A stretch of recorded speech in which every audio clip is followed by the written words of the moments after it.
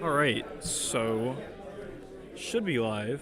I'm going to check audio real quick, so if anybody's watching the start of the stream, just go ahead and ignore it.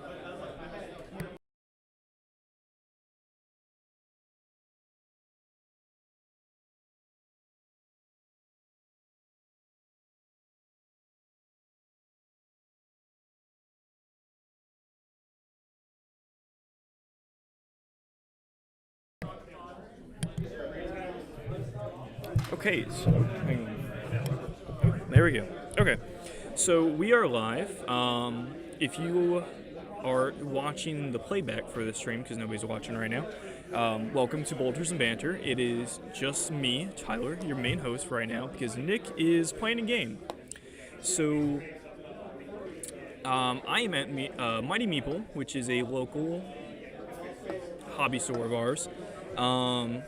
And our good friend John invited us to go ahead and come down, stream some of the stuff, talk to some of the players.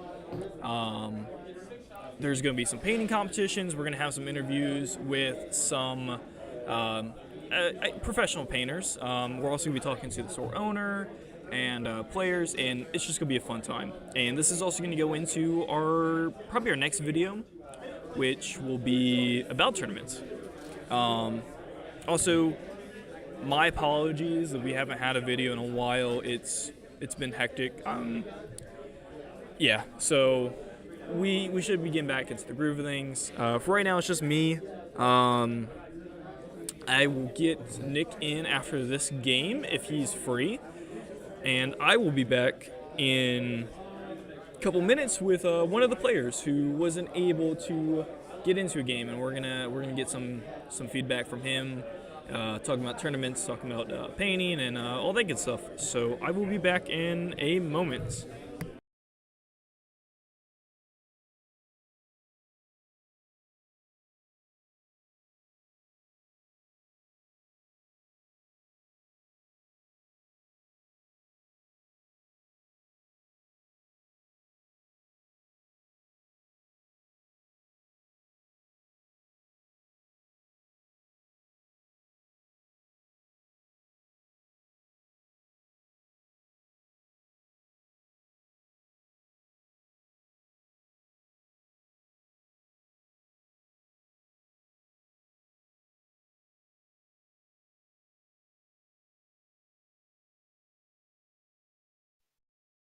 All right, There you go. Oh, that mic.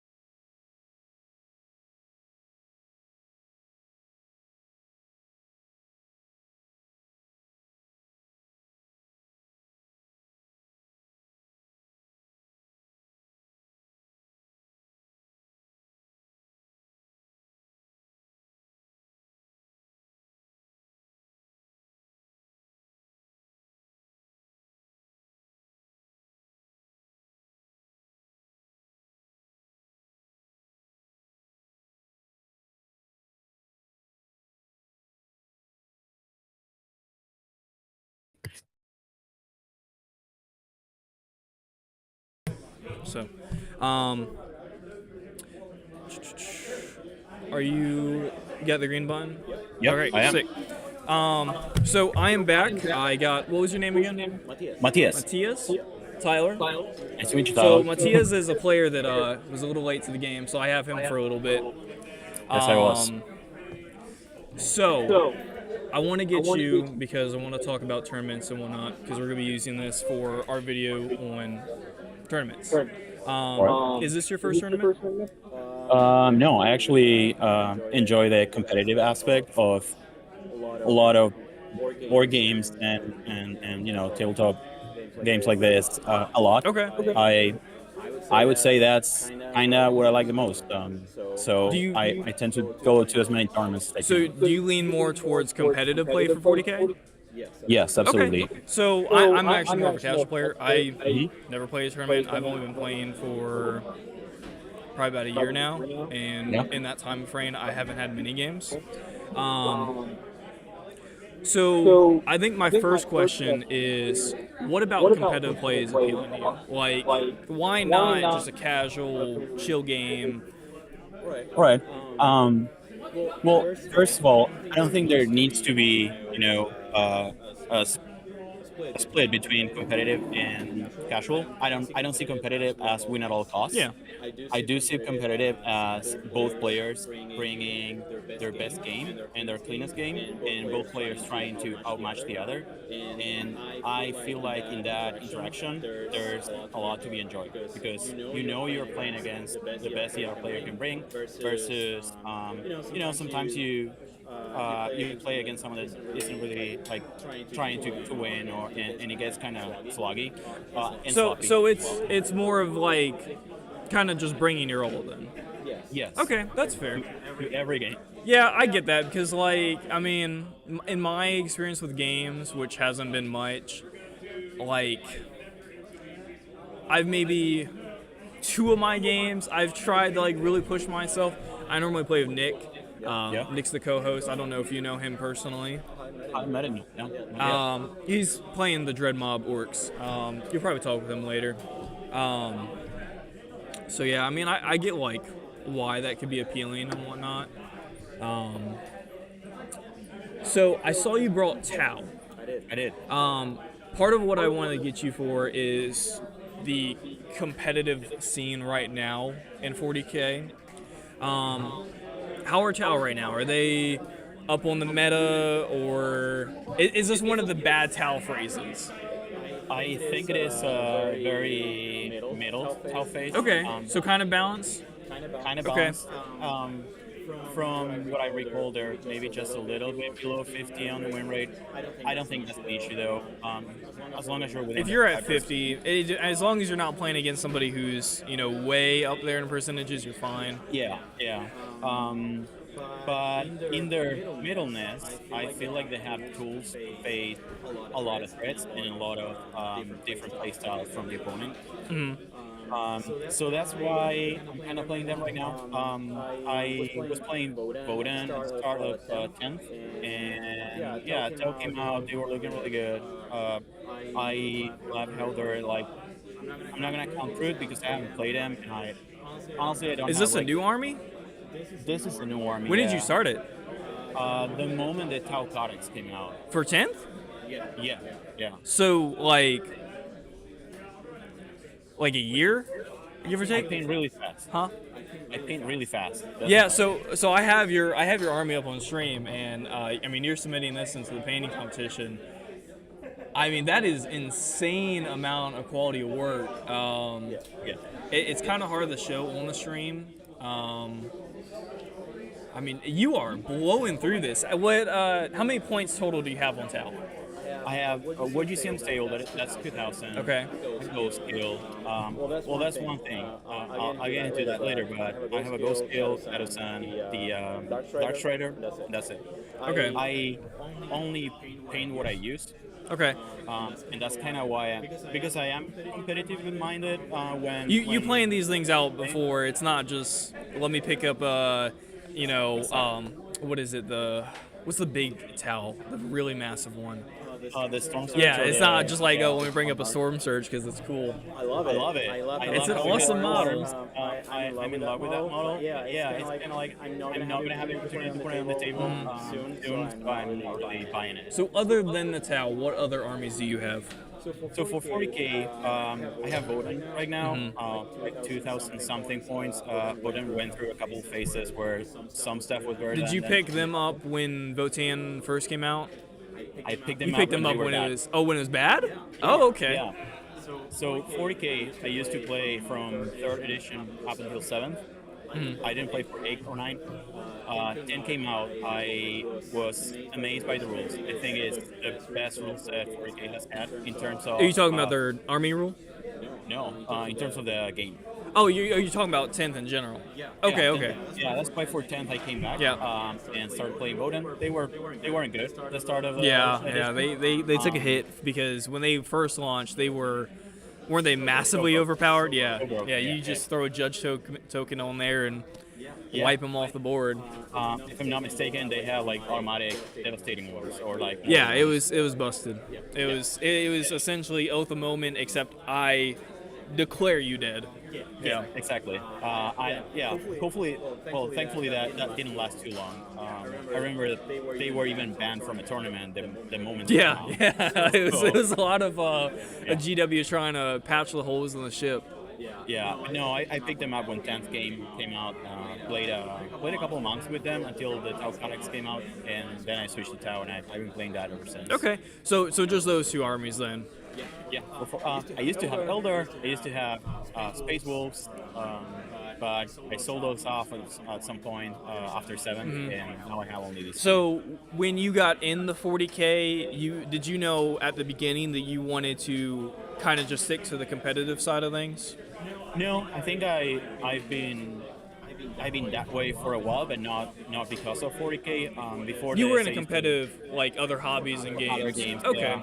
I used to play Age of Sigmar, Guild Ball, War Machine. I went through a couple. Those started to die off. And, Yeah. Sigmar 40K is back on the rise, though. No, Sigmar is looking good. I haven't been able to try the new edition. I played the previous one. I did play some GTs for it as well. But yeah, like I said before, 10th edition for 40K, I think that's probably the best rule set available right now, at least on a massive scale. Yeah. So that's where I'm at. Yeah, so I joined 40K at like the very start of 10th edition. So I do want to ask you, with 10th edition, yeah, they have great rules for the most part. Everything's pretty simplified. It's not super dumbed down. One thing I really appreciated when I was coming in is building an army list was a lot easier in 10th from what I've seen, because I remember when I was first getting in 40K before 10th launch, I was looking at, regiments and detachments and relics and everything, and it was confusing. With that in mind, do you think 10th is a good edition for competitive play, or do you think there's been more interesting competitive play in previous editions? I think 10th is a good edition for competitive, and I think it is the best so far of the ones I've played and the ones I've read. Because I have read about 8th and 9th the rules. I just didn't like how it played out. It was a lot of fluff back then, from what I know. Yeah. It was a lot of oh, this is a great thematic army, but it doesn't work with everything else. Yeah. I thought for 10th there is less of focus on lethality and more focus on objective play. Yeah, they did do that kind of setback on damages and whatnot. Yeah. They toned it down, so that scale creep kind of came back. So everything is kind of tankier. Yeah. So a lot of our podcast is about new players. If somebody is looking to get into competitive play, probably not right off the get-go from just, oh, I want to get the 40K, let me start competitive. What was your journey like getting into competitive 40K? Is there anything you'd recommend that helped you? Any channels you watch? I assume like Outspec Tactics is probably up there. Yeah, for sure. There's for Tao specifically. There's also Pure Tide. That's a great YouTube channel. But in general, I like the style from Art of War. Okay. Especially, I mean, they have great sections all over. They have so many like different approaches to how they see the game, but especially the battle reports where they will sit down and analyze the situation and go through their thinking process. And I think that's amazing for if you want to get into competitive and understanding why am I going to put this unit here exactly 6 inches from this objective. I think that's a really important thing. So I think a lot of people, when they're looking at competitive 40K, they look at it like, Tao's got really great. What's like the best unit right now for Tao? For Tao, it's gotta be the Riptide, probably a bit overcosted. They look at the Riptide and it's like, oh wow, this is the meta. Let me push a couple of these. Oh, anti-tank is also the meta. I think that kind of dominates the 40K competitive narrative. Like, that's all I hear. But I do think that that's an important thing because, like, when I go to play 40K games, I'm going to be honest, as a new, kind of casual player, I'm not thinking, if I place infantry here, what is it supposed to be doing? Where is it going to go? He's got this other unit up here. How do I counter that? So I think that is a really important thing for competitive play. I mean, in the end, you do win on points. You don't win on killing. No. Except for that mission. Yeah. except for this one.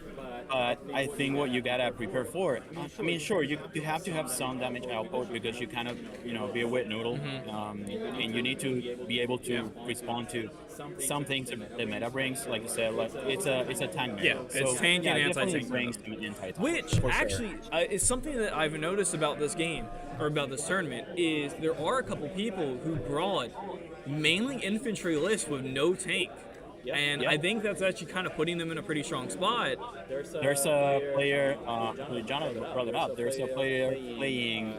It's all crude. 250 crew out. They're probably not going to bring down Titan, but they wouldn't get you off the objectives. They will get OPSEC.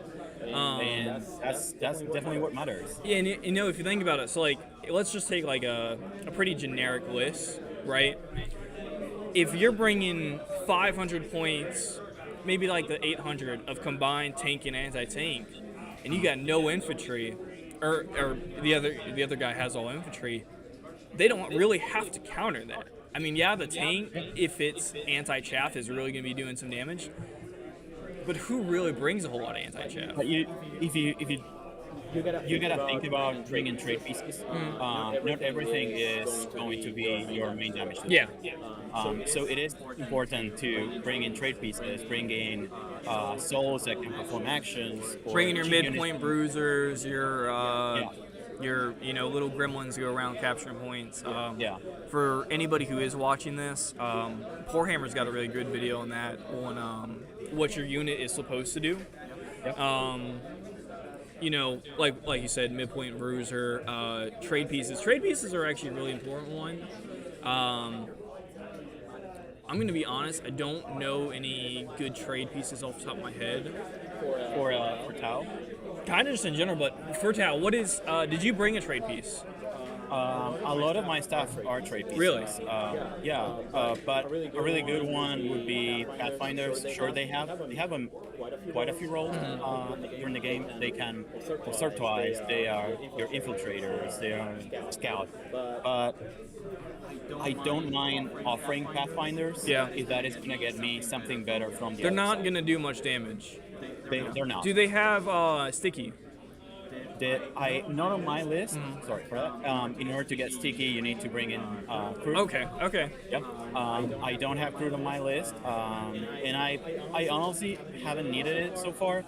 But other lists I do want to play. Like, I would love to play Red Cadre. I do consider Tao in that list because suits are gonna be nowhere near my home objective. and it's not worth it spending points on breachers there. There could be a point for spending points on strike teams, but definitely in that case, Crude and their sticky and their ability to screen out large Crude portions are kind of on the table. rise on meta with the new range refresh. They got the new good rules and they're off to a good start. So you do have a Farsight army. Are you running the Farsight Enclave detachment? I am running Monka. Okay. Yeah. It is. I think it is the least powerful detachment right now out of the 3 tile detachments. I would be running Red Cadre if I had the minis painted for it, which I'm working on. Work in progress. But I am running Monka, and the idea is I have a Pathfinder unit, which is Gus, which is my infiltrator and my kind of blocking unit, move blocking unit for some armies that depend on scouting. Think about like world leaders.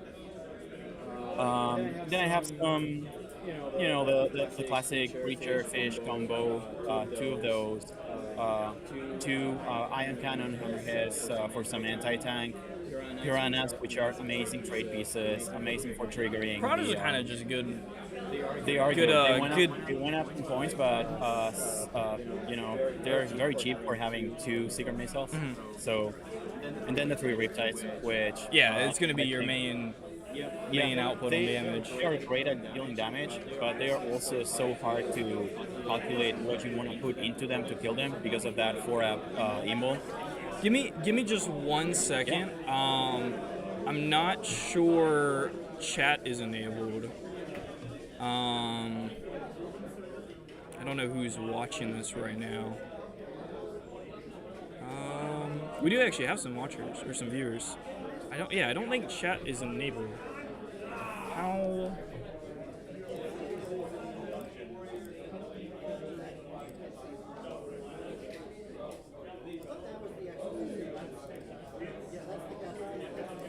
Okay. Nope. Message about.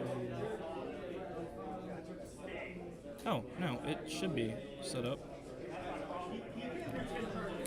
All right, well, if anybody is watching, say something in the chat so I just know that chat is enabled. Okay, so back to this tournament with your army. Is there anything you're really worried about going up against right now? Like, what would really be a hard counter to your army? No, I don't think I have any hard counters. You have a pretty, from what it looks like, a pretty generalist, well-rounded tell. It's not like all anti-tank railgun them to death. No, it's definitely built to answer a lot of questions, but I guess its weakness is it doesn't ask many. So any other generalist list would be able to take mine on, and then it comes to player skill, which I'm fine with that. I guess that's the most level field you can ask for. I feel pretty good about this. It's like you said, all comers, and it can handle most stuff pretty well. Yeah, I think from what I've seen now, I haven't really gone around. I think everybody's kind of leaning to the just generalist list of a little bit of everything, a little bit of anti-tank, a little bit of infantry. I do see knights here, little scary, and obviously the Kroot spam. I feel like Kroot spam could be pretty scary against you if they get up close. I don't know how fast Kroot are.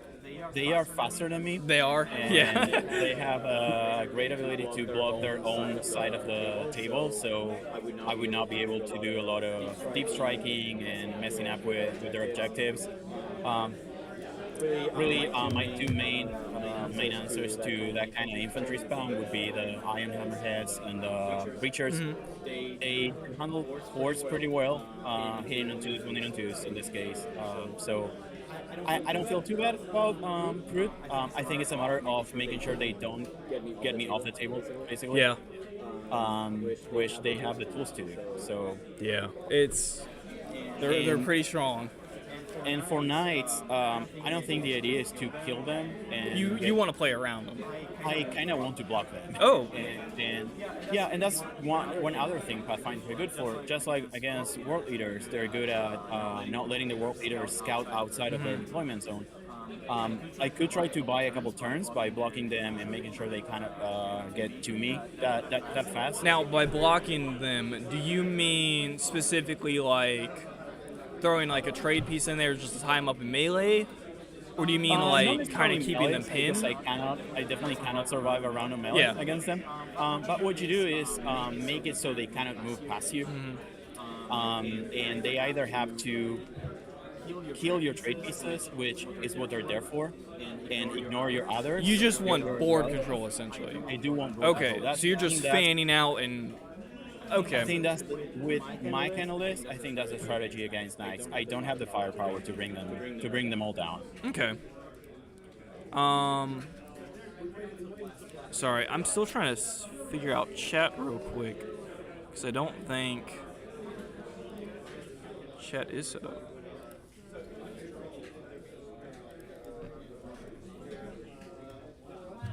One sec.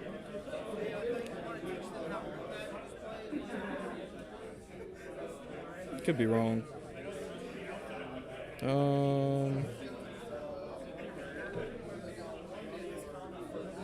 I don't know. I'll figure it out after I get you out here. So another thing about this tournament is John, the host, does have a painting competition going on. Now, as we saw with your Farsight, I mean, they look great. We were talking a little bit before we started streaming.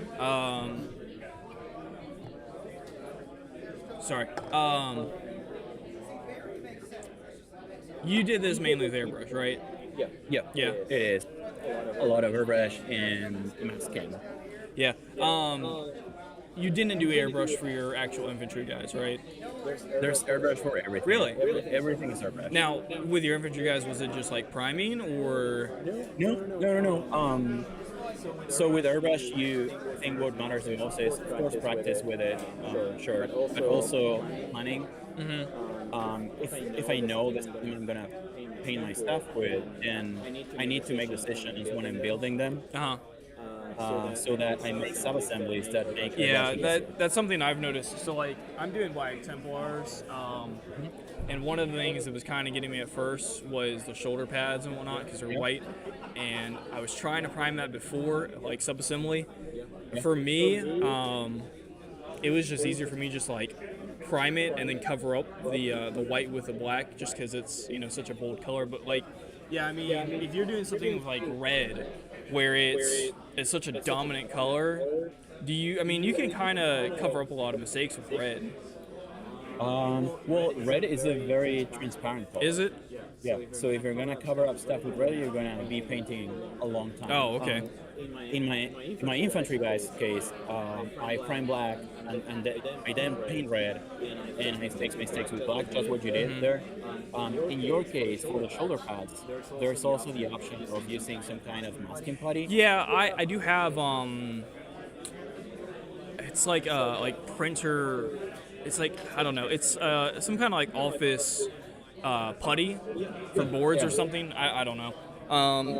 I've had luck with that. That's been good for masking off stuff. I only really do my vehicles, like my repulsor right here that I'm going to be painting later. That was good for blocking off the white sections. I assume you did a lot of that when you like your shields and whatnot. Yeah, exactly. Because I know I actually started Farsight. That was like my very first models. Doing all the white little bits it's a pain getting the shields and the accent trims and.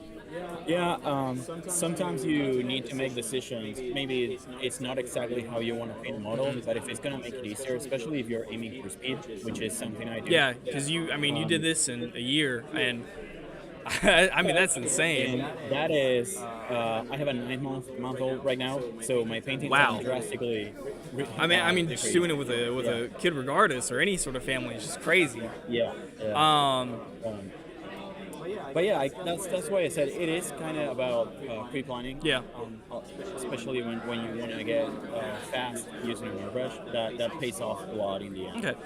There was another thing that like really caught my eyes with your Chow. So obviously Chow have the problem of having a lot of flat panels. You have to kind of airbrush it because if you don't, it's going to show brush strokes. There was one thing that I think you did really, really well, which I know I can't pull off, is you showed a lot of depth in those flat panels, and it looks like you did almost like a transparent gray or a black as shading. How did you do the actual showing the depth on these, panels? There's two approaches there. You can either start from black and airbrush with a red that has good coverage, and I use the Vallejo black red. Do you work out and then in? It really depends on the model. Okay. In this case, I just started doing a gradient. All right, so yeah, let me go back. Out and then in.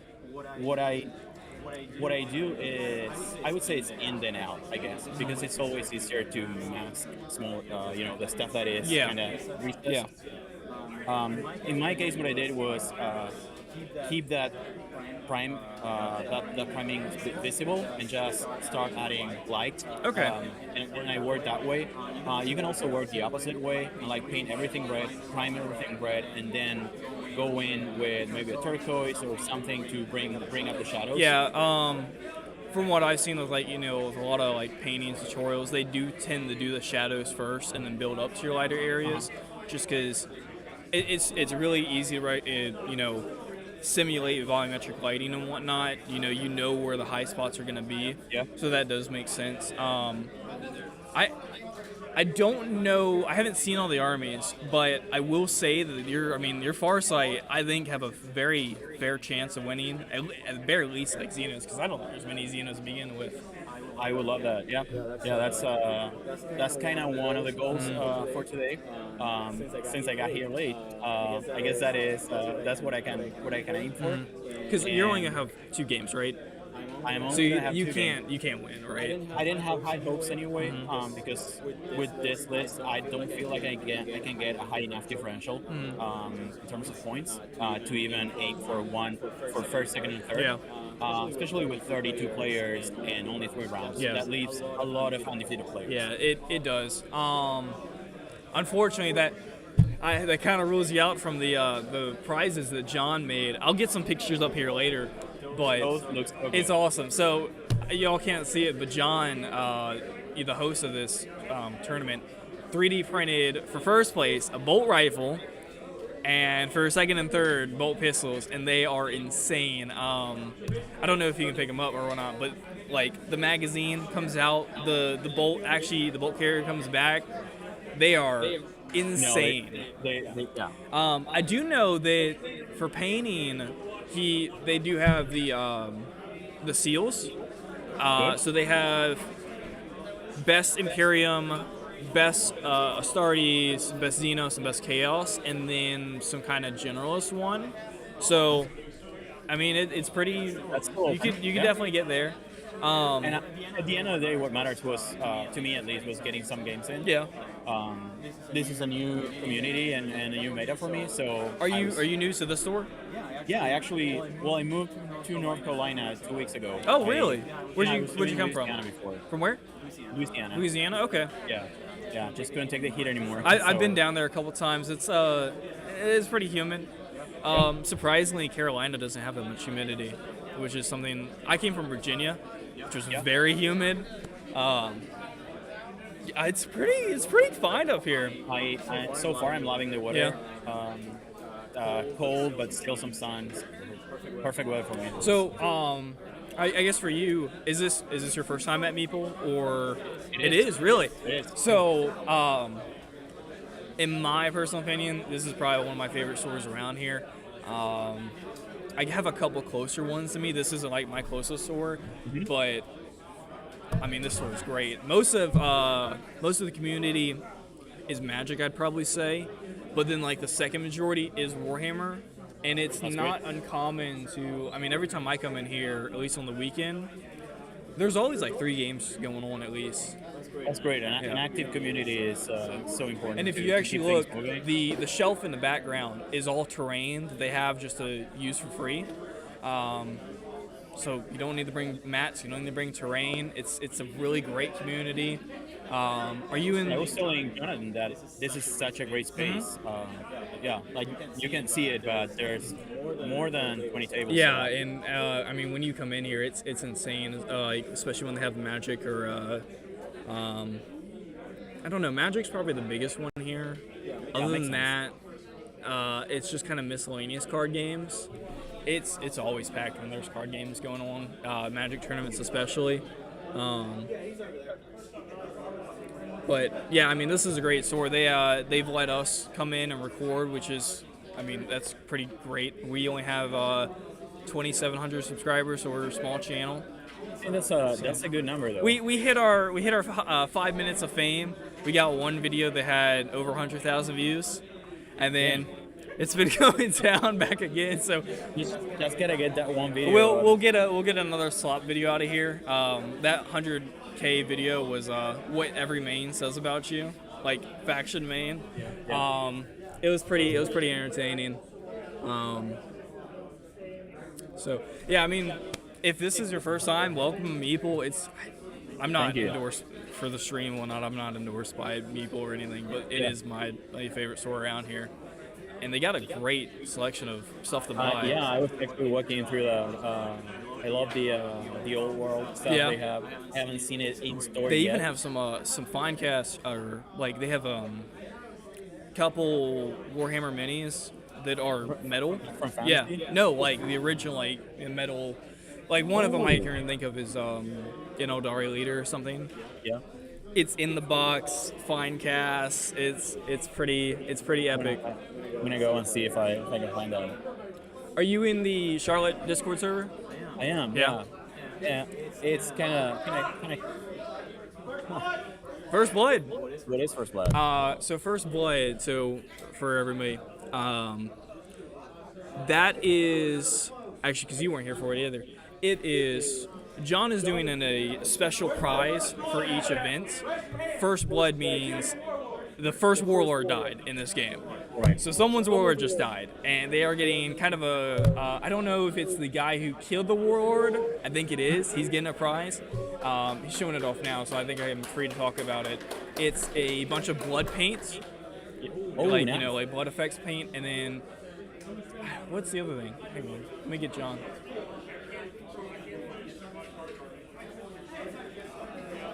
Hey, John. You got a second? What were the prizes for First Blood? It was First paint. Blood was first. I make these little dice tower things. It was the dice tower. Yeah. I gave that. Well, I just gave them one of those. But in addition to that, we gave them a single copy of every single Blood technical paint the Mighty Meeple supplies, and they have a lot of paint brands here. So it ended up being 5 pots of different paint. That's insane. We'll splat for every occasion. Now, you're not going to get, the players don't get to know this, but the next one is Mutual Destruction, and there's going to be a bigger prize. Well, you don't, you don't. So, whoever has the lowest amount of points left on the board at the end of the game, they both get a prize together. So You can't throw the game. No. I would know. It is called Mutual Destruction, and I want to see tables emptier than a plate. Yeah. So seems fun. Yeah, it'll be interesting. We stole this, by the way, from Away Games, so don't think I came up with this idea myself. Okay. But yes, and there's a couple other events that do the same kind of strategy. By the way, love this paint.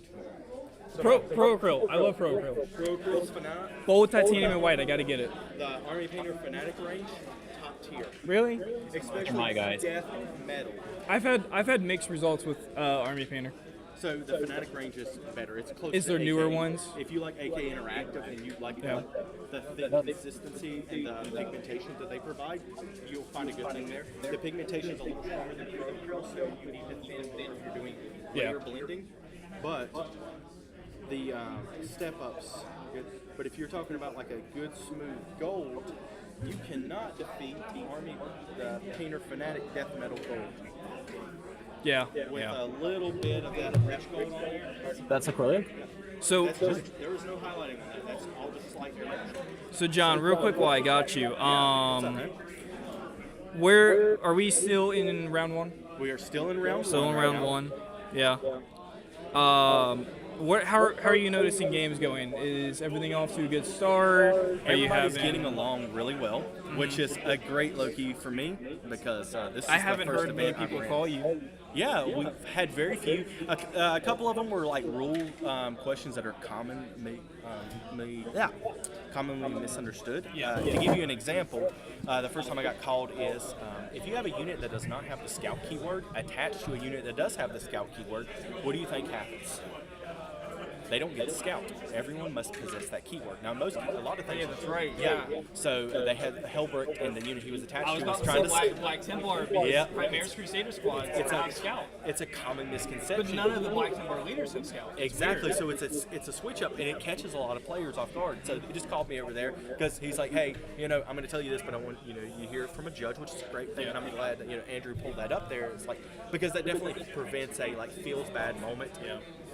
Which it could be, because if you find out just from your opponent, you might be thinking in the back of your head the whole game, was that really true? Let's just get a judge over here. It's also kind of can be a feel bad for the person actually running if they don't know, because I mean, you might not even know. Like, I didn't know Primaris Crusader squads had scout. Like, you don't expect them to have it. And GW has gotten better about it, but at the start of this edition, they were really bad about keywords and the app not being there. Scouts actually themselves didn't have the scout keyword for quite a while. Like, they had it in the rules, but it just didn't say that in the app. Yeah.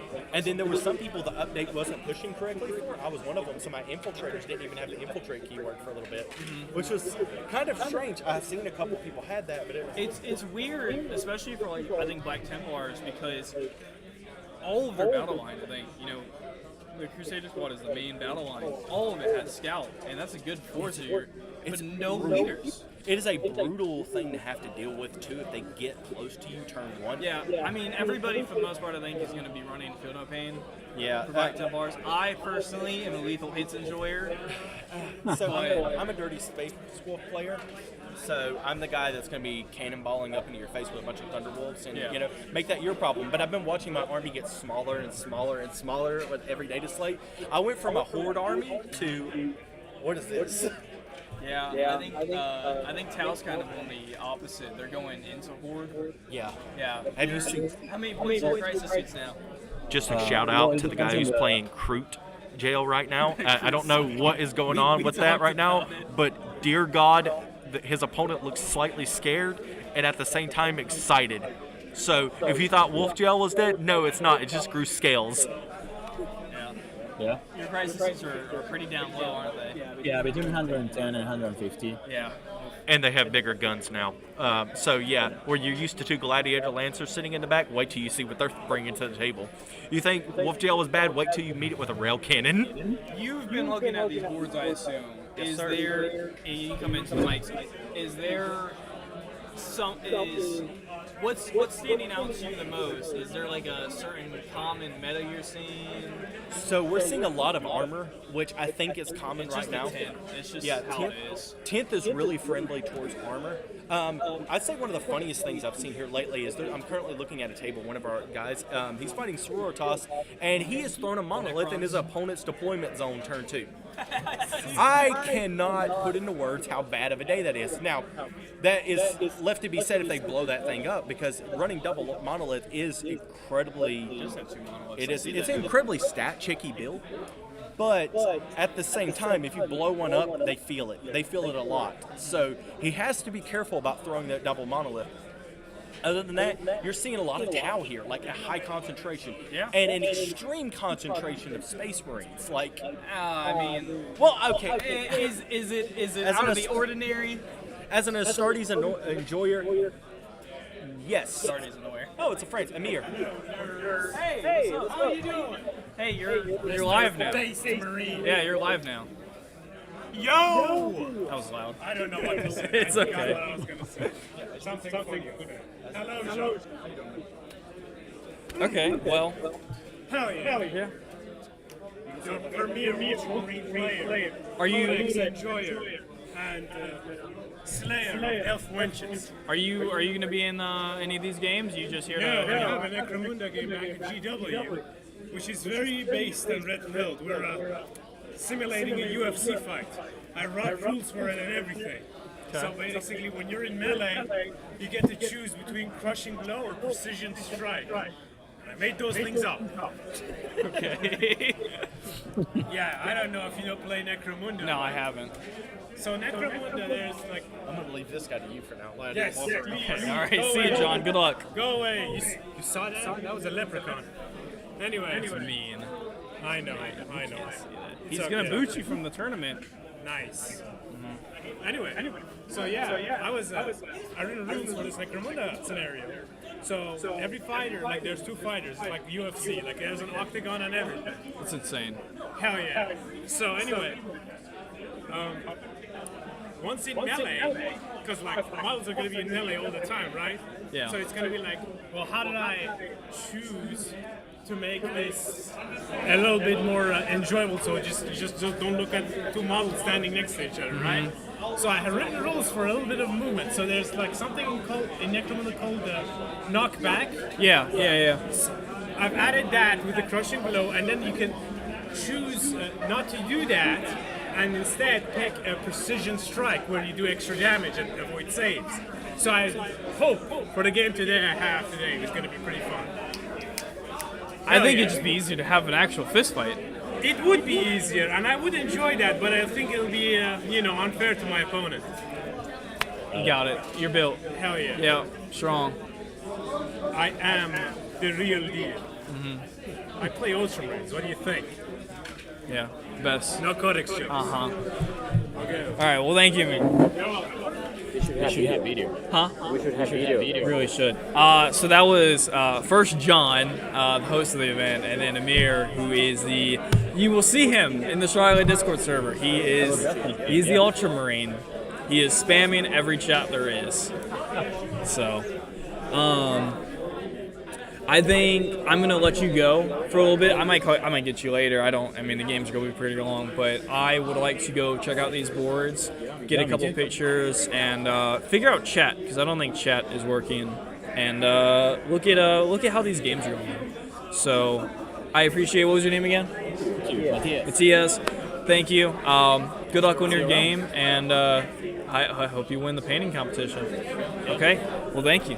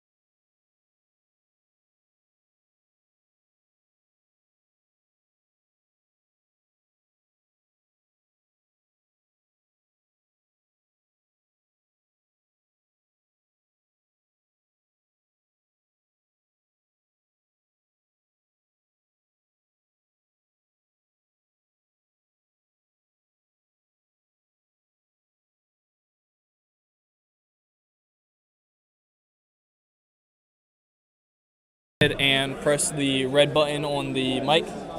And once it's green, okay, you're good. All right, so we're back. I got John, host of the event. I just went and took a couple pictures of some games. Now, we were just talking about the double monolith. It is an experience if you've never played double monolith. So he's already got. You said he has a monolith in deployment zone, right? Yes, I believe it was turn 2. He's already in your opponent's deployment zone. So whenever you're fighting hypercrypt Necrons, you've got to make sure you're screening properly, because the idea of getting blocked by them is an inconvenience. And furthermore, the monolith's ability to just yank things in there means it's not just a monolith that's coming in; it's a problem. Now, there's a lot of really nasty models in Adeptus Sororitas, and nobody, I think, in this edition is questioning their ability to put you into the dirt real quick. Yeah. But they can have a lot to be desired defensive ability and shooting, especially overwhelming force. Of course, you have options like Miracle Dice, and you have good strategy support, but when you're dealing with a monolith dropping an entire block in behind you in your deployment zone that early on in the game, it's you have to invest to deal with it. And monolith has a lot of wounds. I mean, on one hand, getting a lot of models in flamer range of Sororitas isn't the best idea, but I mean, when you're that close, it's going to be a bloodbath either way. Yeah, it's absolutely going to be really ugly. So him ending up with a monolith in your deployment zone turn 2, it's not unheard of. And there are armies that will just make. How did he get that monolith in so quick? So I'm not familiar with Necrons. Oh, and just try to face the mic. Oh, you're fine. No, you're fine. So Necron Hypercrypt has a lot of mobility options, but the main thing you need to be concerned about is there's a gate ability, and forgive me for not understanding the exact words of this, I cannot remember the name of it, but basically the monolith can pull stuff along with it and drop it right down in front of you. This allows Necrons to do a lot of weird things and bring models in places that you normally wouldn't expect if you aren't familiar with They also have, I think in Hypercrypt, is that the one with attachment of you can put some extra stuff into reserves? Yes, Yeah. you're basically upping, downing all the time, and there is limitations on how much you can do it with, but line of sight is pretty easy for them to get on. Now, of course, there are limitations. If you catch them up in melee, things get bad for them really quickly. Yeah. For the monolith specifically? It has... I mean, it's a vehicle. It still shoots you, and it has really good shooting. Drop the tank shock monolith. But its ability to basically move your army around at will is really its greatest. Yeah, especially for Necrons, with being such a slow army for the most part. I mean, they crawl. I mean, my little brother, he plays Necrons, and it's they don't tend to get in the melee range. It's also the double monolith. You have seen people do well with it competitively, but in a smaller event like this, where you may not be running against someone who really understands what they're about to fight. I have no way of. I don't know how to. I mean, it's really experienced because the monolith is an incredibly durable model. Now it does have one weakness that it does kind of pay the rotate ion shield tax. Yeah. They do have like a stratagem, as Curtis tells me, that it pretty much only works for that model, which it's hilarious to think about it. But they do have to pay that slight tax. But when you're running Emotech and Necrons and you're getting those extra CP. It is really a nice option. I think the problem is when you do take double monolith, you're spending so much on those two, you're forced to almost take. How many points is a monolith? It's like 400 or something. You're in the 400 points. Yeah, so I mean that's right there is already about half your army. Exactly, and then when you add in Emotech and other units which are pretty mandatory, the amount of flexibility you have in your building is really limited. Nope. Yep. So John's got to go on a judgment call real quick, so he'll be back in just a minute. I'm sorry about chat. I don't think it's up right now. John, I'm kind of getting him when he can just kind of get here, so I will fix chat when I get a little bit of a break. Yep. Otherwise, if you do need to say something, join the Discord. This is a great plug. It's a lot easier to say something in Discord, and you can also find out about more events like this, and play some Space Marine with us or do some cool stuff. Oh, my phone's almost dead. Okay, John's coming back. What happened? Who broke what? Nobody broke anything. It was a quick question about coherency and which model move and what. And coherency can be as you play a melee army, you know, piling coherencies. There's a lot of intricacy involved with that movement sometimes. So someone was just asking, hey, you know, I'm nearer to this unit right here with this model. Which was the exact order, you know, or how would I pile in on this? And just like, can I pile into this unit? And in that case, yes, he could. So I got a question about the Sisters Sisters versus Necron fight specifically. Now, do you think going up against the Sororitas kind of like threw a wrench in his Monolith plans? Because, I mean, the Monolith is all about getting troops in close, but at the same time, you don't really want to be super close to the Sororitas. So I've fought Sororitas competitively a few times.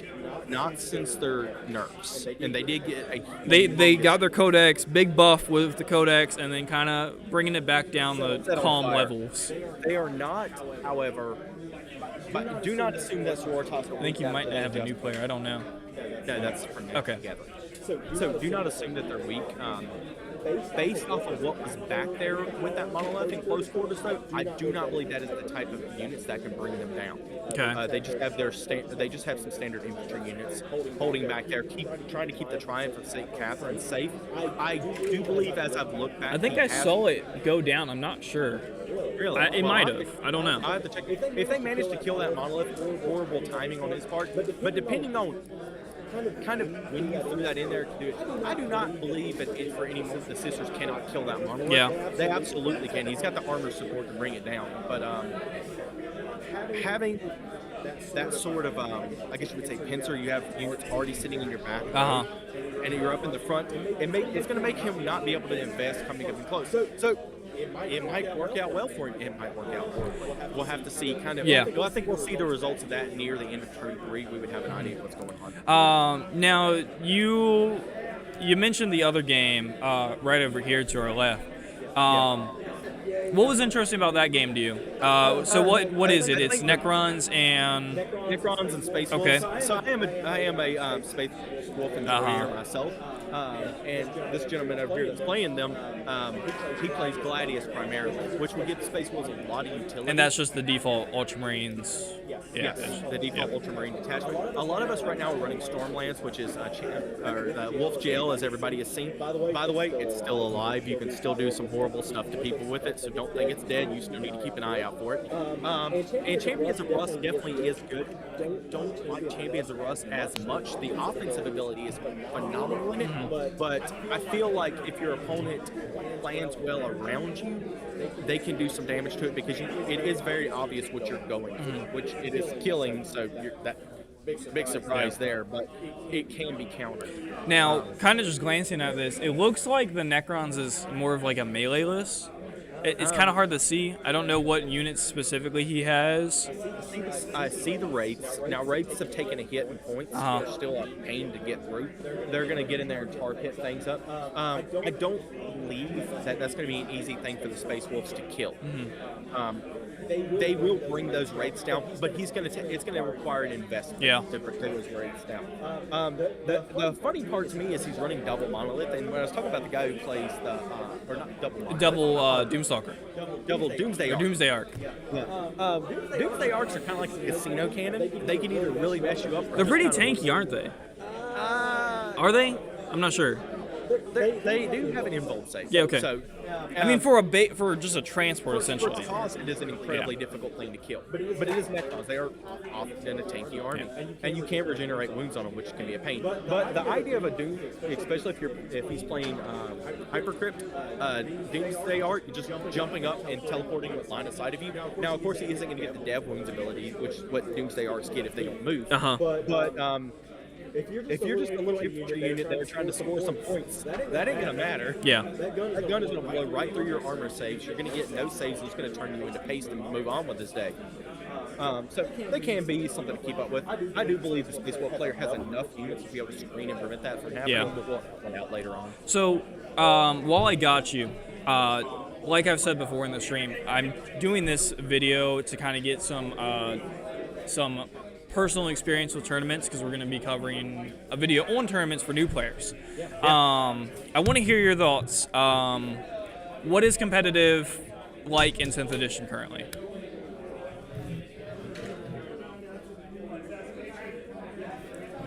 Are you noticing that it's like very hyper competitive, very like niche medalists?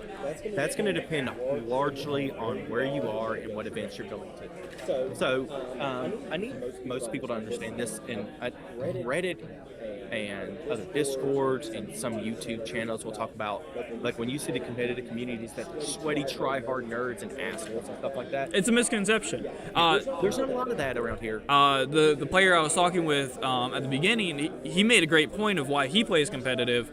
It's more so just bringing your all. You know, if you're going to invest all this time, you know, go into it with an attitude of, you know, trying to win. Is your game over? Okay. Yeah, you can pick it up and mess with it. That's first, second, and third place prize. That's your trophy. We got some players checking out the bolt guns. Yeah. So it looks like a game has already been done. That's pretty quick. Well, Andrew don't play games. He's pretty brutal in the game. Okay, well, I mean he's strutting out of here. Keep in mind that knights tend to Oh, is he a knight? Oh, yeah. Okay, Imperial well. knights can go through a game very fast. But what I want to get people to understand about competitive play is I initially had those same reservations, and then Aiden Dennis, the leader of Team 9 Inches or Die Trying. Is he the one over there in the back? Okay. Very back. The guy who's a little bit more jacked than you would expect a Warhammer player to have. He's a pretty big guy. Man's hitting the gym. A little bit of a world eater. Little shout out, okay? Yeah, maybe follows Corn a little bit. Might explain Tau, a little far side influence there. But hey, you want to join for this team event? Sure, why not? And I found myself getting really into it. And the thing you need to understand about competitive play is most competitive players really just like Warhammer. Yeah. That's just the thing. And they're going to have that investment in there. Now, there are some bad apples, don't get me wrong, but the number of them is very small compared to your average player. And I would even make the argument that I think most of the time when we see these arguments online that competitive players are toxic, or they're ostracizing me from these groups and such, I would make the argument a lot of times those players being pushed out of groups is us saying, hey, listen, you're being very toxic. I don't want you in this environment right now. Please don't come here and get involved with this. And those events are very small. Yeah. But at the same time, that can create a very vocal minority where the rest of us are just too busy actually playing a game. I think the other part, you know, about it too is, there's a couple YouTube channels out there who specifically talk about, you know, that guy, right? The one that comes up to the event. And that makes for entertaining of like, oh yeah, you know, this guy comes in, he's, you know, big neck beard, he's running the most meta list, he's trying to, you know, nitpick on everything. I can introduce you to some of those if you want to meet them, but go ahead. But, I mean, I've seen that. He's a Space Wolves player. Listen, I'm the bearded Space Wolves player here. Okay? He does have the Space Wolves beard. We had a match with John, and he ran just mounted wolves. But like cheesing the game in every unit. Oh, John's gone. But let me finish that note real quick. I do think that those type of guys, quote unquote, are the minority. We got Amir coming in. Amir, what's your thoughts on John's? What's your thought on John? My thoughts on John. Well, you know, he started with Space Wolves, and then he went to AOS, and he played Skaven. So I'm seeing a correlation here, like. Animals. There's a lot of animals. It's a lot of animals. I know. You got some barking and some chittering, and that's right. I mean, I just look at him, and he's just becoming more and more erect. He's got a good beard going on. He's got that rat boy in him. You know, It's like just like a. Next thing I know, I'm just gonna give him like a slice of cheese. Yeah. I have pet rats now. Congratulations. Thank you. I bet they're very cute. They're very sweet. They're very cute. Oh my god. I need to get them more fat. I like fat rats. Like a big old ball of rat. Well, don't mention that to John. We don't know how he is. Okay. Anyway, I came here to just troll on John a little bit, but nice. I like your podcast. Thank you. Very cool. Thank you. Very cool. Any more further questions, or should I continue the awkwardness? Ultramarines. Hell yeah. Are they cool? They are definitely cool. You know, everybody has this mentality of Ultramarines, and I'm like, I don't know. I guess I'm an immigrant from a third world country, but when I read about like Ultramarine lore, I was like, man, this is so fucking refreshing. It's like, I want this. I want the efficiency. I think it's refreshing if you're coming in the 40K for the first time, but if you come in the 40K from any other army, it's so much Ultramarine. What do you mean? I mean, like, when you were getting the 40K, you got Ultramarines, I assume, like, first. It was, you found out about Ultramarines, and it was great, cool, awesome, a lot of interesting stuff. Funny thing, at least for me, is that I came from Iran, right? Uh-huh. And we don't have anything like that. So Not a whole lot of Roman influence. No, just like it's a British company, they can't do business in Iran, right? So I learned about Warhammer through Total War. And I played the first game, so I went in online, and then I found this website called 1D4chan. 1D4chan, I think the name was. Okay, well. Yeah, it was the old website. I found it so informative and funny. I was like, oh my god, it's so cool. So it's like, after 5 years when I come to the US, so I'm like, I just go to, the store, and I'm like, oh my gosh, I'm in Disneyland. I did not know this existed. I just read it just to be, like I read a lot of lore, and it's because, I guess growing up, like in a very deprived, I think is the English word for it, nation, I had a lot of, I had a lot of connection with it. So I was like, I really understood it. Was an outlet for you? It was an outlet for me. It was pretty cool. Like, it's like I was reading about Imperial Guard, and then I knew, oh my god, like next Saturday we're going to the shooting range, and we're 16 years old. We're gonna shoot AKs, and I'm like, oh. Wait a minute. This is not as much fun as I thought it was. So it was pretty cool. Anyway. So, I had a very rich lore background just from 1D4chan. Just like I knew about all the memes, I knew about Matt Ward, and I knew all about them. But deep down inside of me, because like Ultramarines tend to be like, I don't know, I guess the heroes or the people that get stuff done. Yeah, they're the go-to guys. They're the, always gonna come out on top. Yeah, I guess the quintessential they're the hero. Yeah. Right? So I don't know. I guess me growing up in the darkness that was like the third world country of Iran, I felt like, oh god, these guys are actually getting things done. Oh my god, that's fair. So cool. That's fair. So I went to Ultramarines with that mentality, and it did not help that I like blue. Like I love blue. So I guess with that being the mentality, I didn't think of it like that. Now I don't know how it is overseas and whatnot with, I guess with like media and whatnot. But over, obviously in the United States, we have Hollywood, we have a lot of, action hero movies. Me as an American, I see Ultramarines kind of as just a very typical thing to see in American culture. Like every movie has that kind of protagonist. Yeah, I guess the nuance is, from my point of view, for you it's for me it's like, oh god, it's your average, it's another I guess I get that. That's okay. Well, that's an interesting way to look at it. Yeah, I know, and I feel like after I played a bunch with Ultramarines, I feel like 40K is not more of a, I guess in the competitive scene, like you go after the meta, right? You go after the faction, and you don't really care about the lore, and you just your lore or whatever if you do that. But I feel like for me, at least 40K is about picking a faction and sticking with them through bad and worse.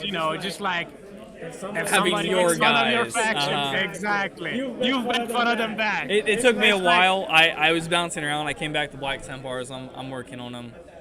We're pitted rivals. Actually, for anybody who's watching, you were the first person I ever played a 40K game with. Oh yeah. It was 14 hours. Listen, I'm creative with the rules, and we actually, that match was one of the starting points of me just like changing the rules and just making custom games, which is now I just led to me making these like Necromunda scenarios, right? So real quick, for anybody who doesn't know, because I don't think I've ever talked about this, our first 40K game, we had somebody leave. It was 4 people, and it was just you and me, and we were only like half. He's over there. That's fine. I'm entertained. Yeah. Rounds are starting to close up, so this is when things start. I gotcha.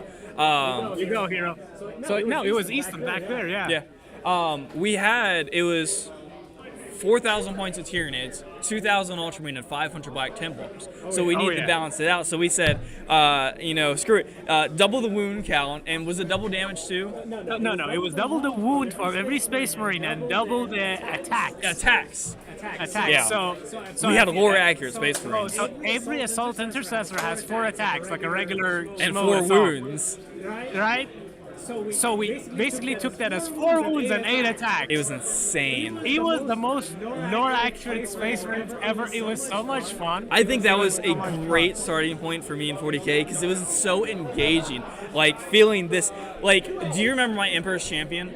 How much damage he took and how he charged up in just one hit that Norn Emissary? Well, to be honest, we were a good group too. Like with Devin had a lot of Tyranids. Just playing that, like Space Marines versus Hordes Tyranid build, I feel like that match itself was very intense. There was something we did get wrong that I realized not too long ago. I was doing my army rule as each battle round you change it. It's only 1 for the entire game. At the beginning. So if you remember, he had the Psyker Tyranid unit, and I did deploy the Witch for that. Yeah, for melee against him. Yeah. Well, I mean, either way, we still lost. That scene I still remember. It was so cinematic. Everything was cinematic about that game. Going around it on top of that platform on the edge of the table. I still love that Emperor's Champion. We're running up the street. And then that was I don't know if I still have pictures, but I do. I'll put them up here later. Right. You should put up some pictures. It's like they were like that halfway, just like a bunch of Space Marines holding down that corridor, and this Tyranids pouring. That was amazing. And Devin, kudos to Devin because his like Tyranids look so nice. Yes. It's like the gray and red. Oh my god. I want to get back on the topic in terms of this tournament. Because I'm using this footage later for actually like a tournament video. Do you have any experience with competitive play? To be honest, no. I had a bunch of competitive matches with John, and I felt like the whole. So I did play competitive at the GW store here in Charlotte. Okay. And what had happened was that the first match, I beat John 60-0. Right? Yeah, John remembers that. So, I don't know. It was a swing. So I nailed him on a turn 1 charge in a combat control tournament, right? And it was brutal. So I feel like I have the abilities, but after that, me and John went another match just for him for a rematch. I won again, and then I felt that, and then we had another one. Amir's too good to be competitive. Now, when that particular match happened, Amir had been talking a lot of crap, so I was like, oh, let's just play a quick comp match, and I'm going to go at you 100%. And this was during the height of Wolf Jail, so he ended up against 24 Thunderwolves and a crap load of Wolfen. That's exactly and he got real quick. He basically ran a full list of just mounted, and there's like no keyword against mounted, so I was like, oh my god. And I don't know, I think it was like a friend of mine was here, like a female friend of mine was just getting into Sisters. I think she was here. I gave her control of a bunch of my units, so it was really like friendly and casual. Like I mainly was playing with John and just like her to not introduce her and just like have a friendly match. Bro, I just see John like counting every half inch, and I was like, bro. Yeah, that he was very like it's a moment of pride for him to defeat me at that point. So I was like, you know what, just give him the win. Just give him the win. It's a problem with competitive play. You do have those feel bad moments where you know some armies just like are really strong against them, or you have players really like Amir who are just too good. You know, I don't know. It's like I don't know. I'm running like a full list of just like I just got one tank, one bunker, and just like the rest of infantry space marines. And that list is surprisingly really good. I've tested it in 9th edition against like hordes of tier. That was at least like I don't know. How do you? What's the metaphor with swords and pounding in smithies? It's just like it's like shaped by pressure, you know. That list. So I was like, oh, this is. I don't know. I think it was a pretty effective army, so I was like, okay, all right. yeah. Well, I don't have anything else to talk about for right now. I think I'm gonna go check out some more games. When's your Necromunda game at? It's probably gonna start very early. I'm gonna go there at like 12:30. It's like 11:46 right now, so well, we'll see. If we don't have you back on, thank you for being on, Amir. Hell yeah, anytime. Thank you. All right. See you around, man.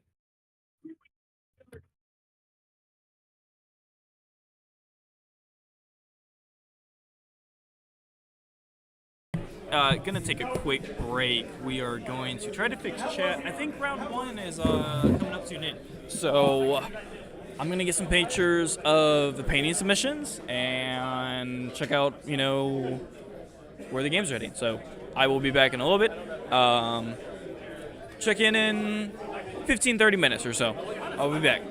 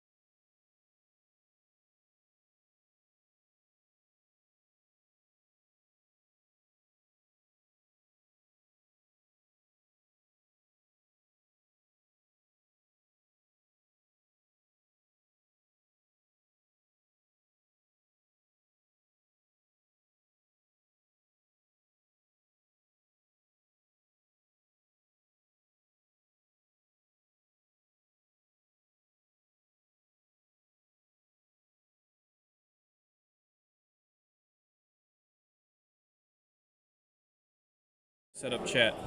Make sure it's green. Yep. What's up? It's green. So my prediction about that Necron battle definitely was on point. The final score of that game was in the Necron's favor, 100 points to 16. Yikes. So yeah, that can just go to show how one-sided a fight against Hypergrip can go if you don't have proper screening set up.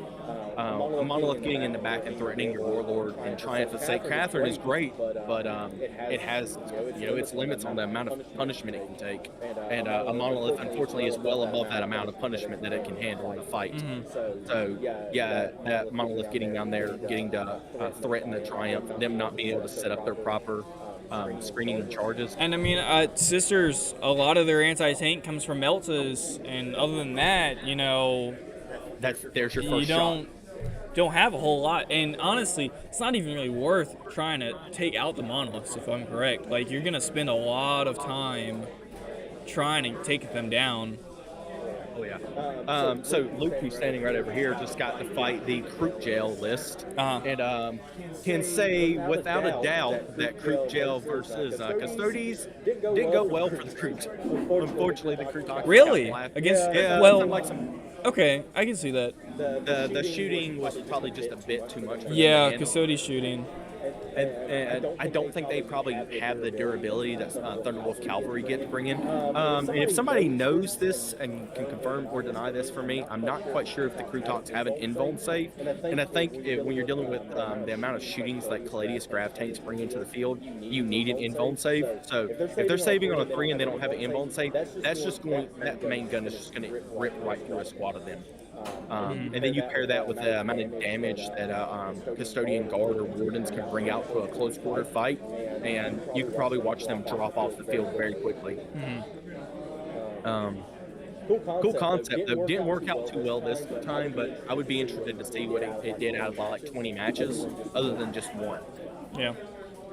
Well, Other than that, yeah. And watching a couple matches go directions I didn't expect. Like here right now, Easton Smidra, this is his first RTT. He's a member of 9 Inches. Yes, that's our name. 9 Inches are trying. Keeping this YouTube appropriate, somebody asked me, like, are you in the 9-inch club? And I'm like, you a little bit bigger than how we got. My wife is not welcome on this stream. Yes, WTC scoring. It should enter in just yeah. Yeah, that's a good point. I just had one of the guys bring up that I might want to mention that it is going to be going through WTC scoring. So, if you don't mind, if you got like a top player or top game in mind, if they're going to go on break, if you want to get them over here for a little bit. Let me see what the games turn out like, because we have a lot of. I need a minute. I'm trying to. See you later. I'm trying to set up a chat. I don't know why chat's not working. This is a good way for you to get all those early details figured out. So this paint cup has seen some things. Yeah, yeah, I've had it for a while. Oh yeah. So we got. Let's see here. We got scale color. I've used a little bit of their paint. I'm a big fan of them. Vallejo game color actually. Bloody red I use for Scarlet Red and the Nocturnal Red almost exclusively now. Oh, I see why I don't have comments. It's listed as made for kids. I don't know. Made for children. Yep, this is a children's stream. So even the Warhammer Kid show wasn't made for children. We're gonna save that real quick. Didn't they have Necrons on that? That's like one of the most horrifying things for a 6-year-old. If a 6-year-old saw a Necron, I'd be terrified. At least it's not Slanesh cultists or Night Lords. Okay, let's definitely keep Night Lords away from children. Okay, comments are on. You need an R rating just for the overview of that. I'm not gonna do tags. Age restriction. No, don't. Okay. Customization. Give me a second. Live chat. Okay, I think chat should be working now. Now, that gives me the question to ask. I see you brought your painting set up, but you have liquid metal here, right? Yeah. Where's your alcohol?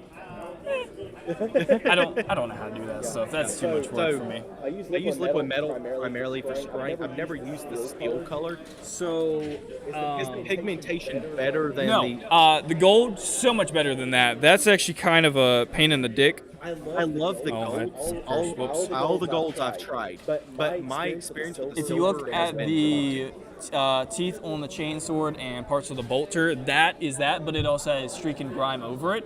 Now, it looks okay.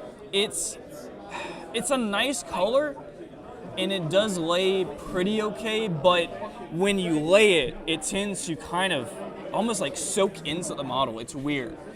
Like, it'll go down, and then it'll just disperse, but not necessarily like into recesses. It's weird. So you saying odd interaction with its capillary action? Yeah, I mean, I don't know these things, but yeah, it is a little weird. Allow me to give you a recommendation on a paint series. I want you, if you're having an issue with steels, I would get the Army Painter Fanatic series a try. Do your base level as either the gunmetal or the cobalt blue. Okay. Which is a very dark bluish steel, and highlight all the way up to Meeple and silver, and you will get a very smooth blending of steels. Okay. I am probably going to change that to my primary steel. I've been experimenting a lot with that. I do love their death metal to rich gold blending series, and I think I showed you some of those. I think so, yeah. I love the liquid metal golds so much, but I absolutely hate the steel. Yeah. I'm sorry. Anyone looking for the liquid metal line, know that the golds are phenomenal, but and they are really good for even the time they were released. But when I compare them to some of the newer metallic paints that like Army Painters came out with lately, I find that the difficulty of working with it isn't.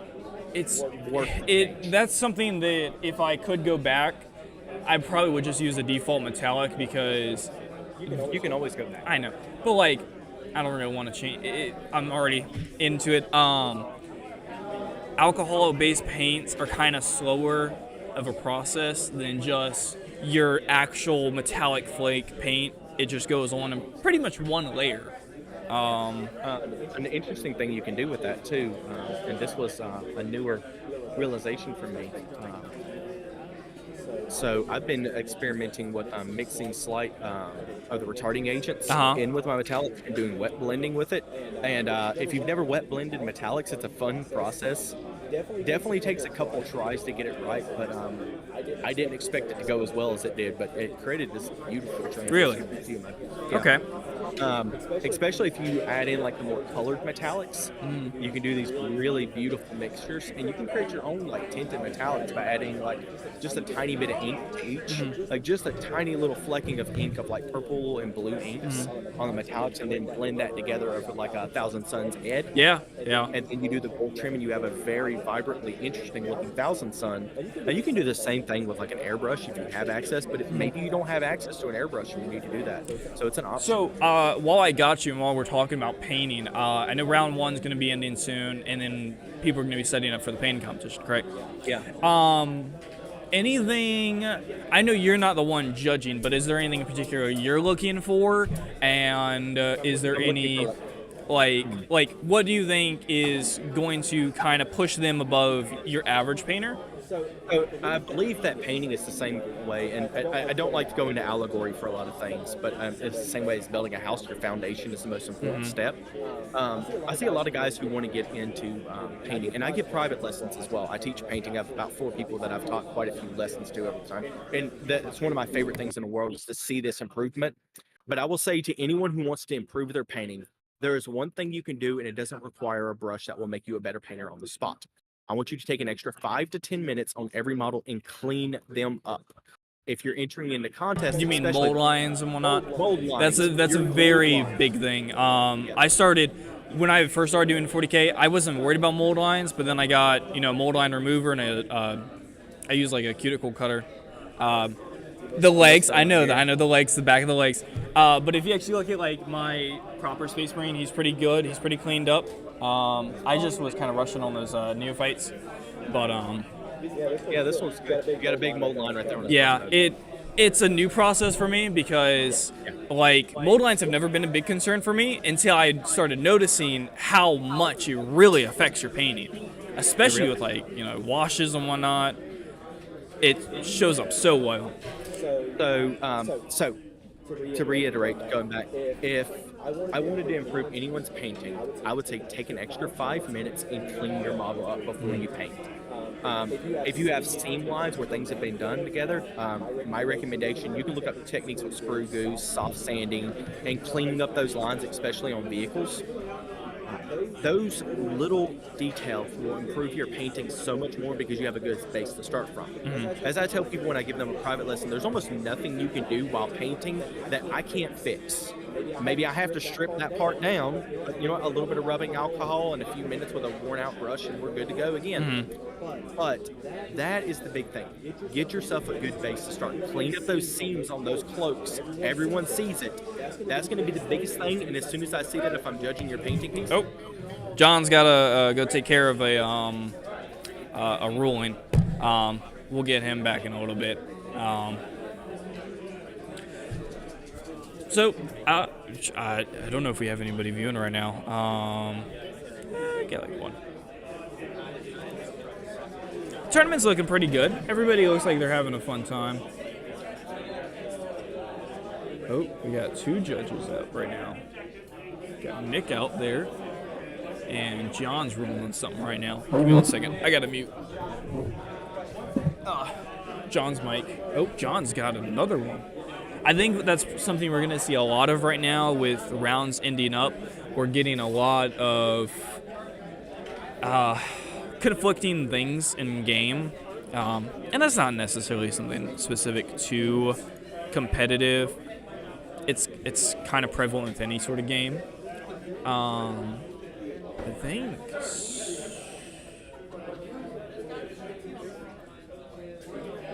Okay, never mind. Nope.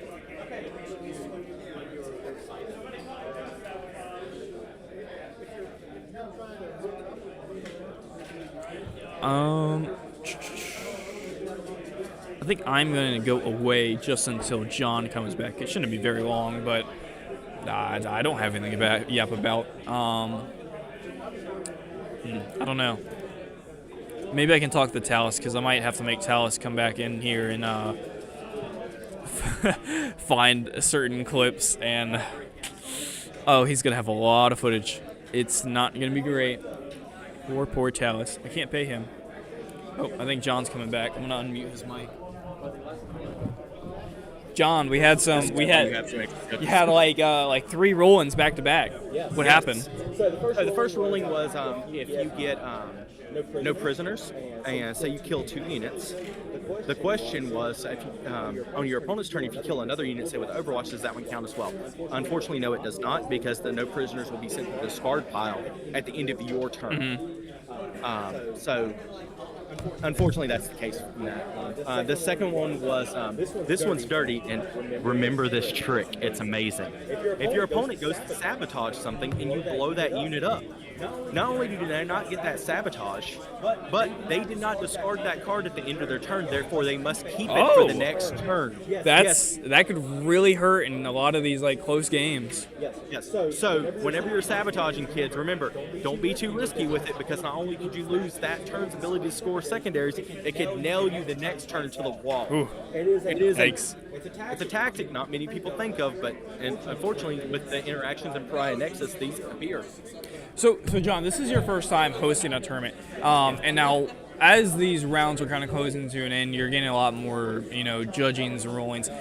How is everybody responding to these rulings? Because I feel like I haven't had any. You haven't had any issues? There's been a couple of them that it's just because a rule was misunderstood, but it's 40K. 40K, I would argue, is one of the most complicated. No one's going to know all the rules. Yeah, don't get me wrong. For my BattleTech fans, I absolutely understand that game can get ridiculous at times. So I respect you for keeping up with those charts, but for the average gamer, 40K can be very complicated, and there's a lot of rules interactions. So if you've noticed as I run around on some of these, if I'm not 150% sure on a ruling, I will verify every single thing I say with another judge on the spot.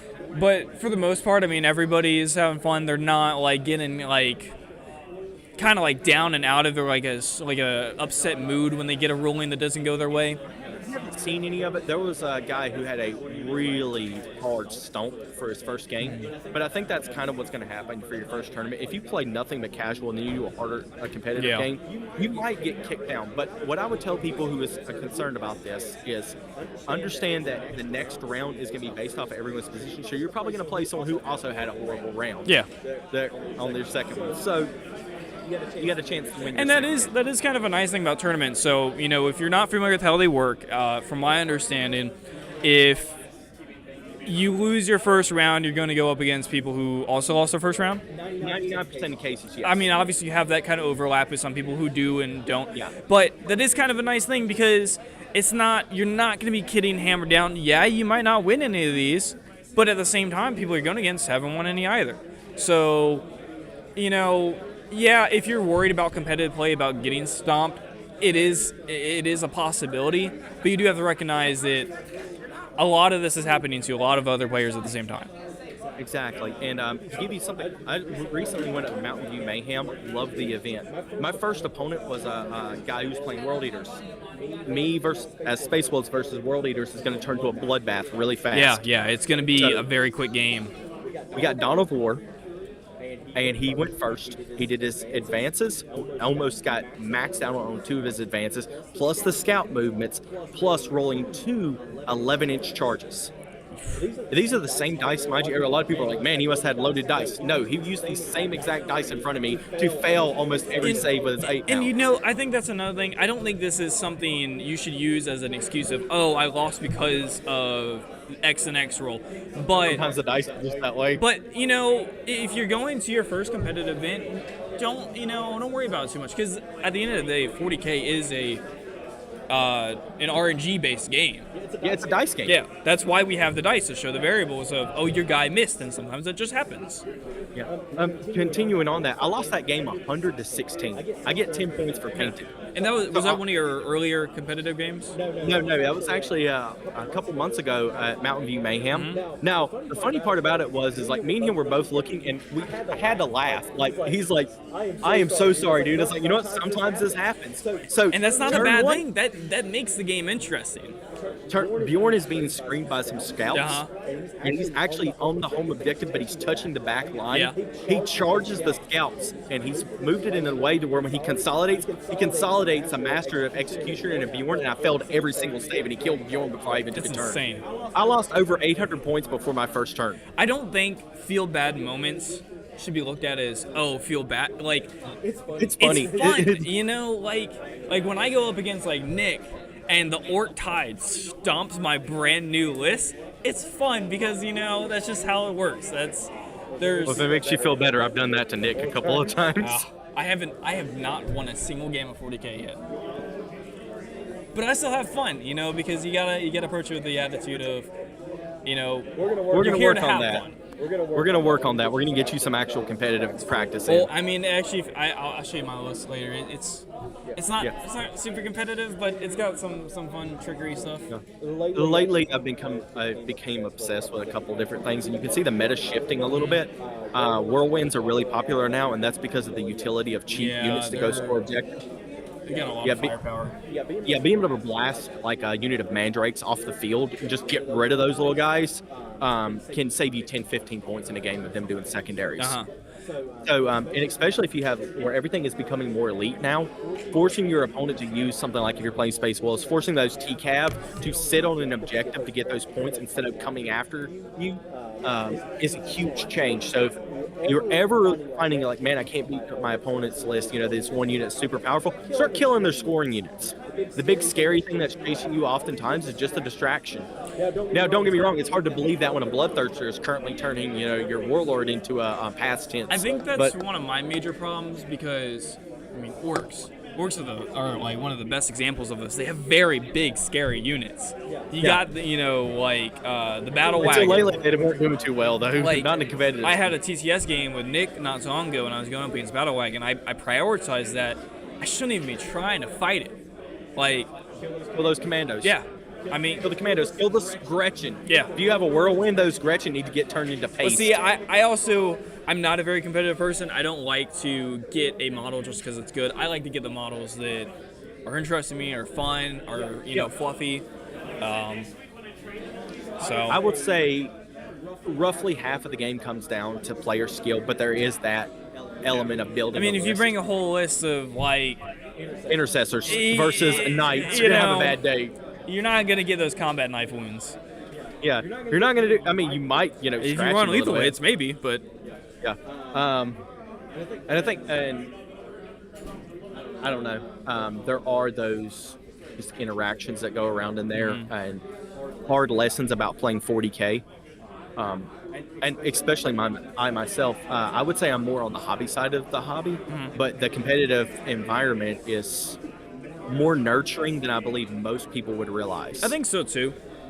The most casual or the most toxic players I've found are the casual players. Now that's not something I've seen personally, but I have heard that before. So I think what it really comes down to is like the competitive environment deals heavily with Sportsmanship. There's not even just sportsmanship. It's definitely a put up or shut up mindset. Okay. Like, you can't just pretend you're the best player in the world. Yeah. And that you know everything, and you get in an event, you go 0-3, and you get horrible things. I think it really can check someone's ego. But you have the guy who goes to his hobby store and brings like heavy stat checklists. Yeah, and that's the other thing too. You know, competitive people, like, if you're in a casual setting, you're expecting casual lists, but if somebody comes in with a very competitive list, or, you know, you're going against Timmy, you know, 12-year-old first game. It's a dick move. No, that match Amir had told you about where I threw like everything in the kitchen sink at him. You want to hear the funny part? I actually removed units from Army, and I wasn't fighting him with 2,000 points. I removed about 200 points. I took 2 units out of my Army when I played him because I was like, this isn't going to be fair otherwise. I already knew the Thunderwolves were going to be a stat check he wouldn't be able to get through. And then 30 Wolfen, and then I removed the jump intercessors out of there. I think with 10th edition, I think there has been quite a good bit of stat checking, especially Definitely. since it's a very armor-heavy meta right now. I think one thing I'm not a big fan about in 10th edition is they gave so many things invuln saves that it feels like there's so many AP4 guns that are being chucked at things that if you don't have an invuln save, you might as well not be bringing them. And not even just invul. Feel No Pain goes a long way too. Like when Oryx had Feel No Pain 5 up, that was. Whew.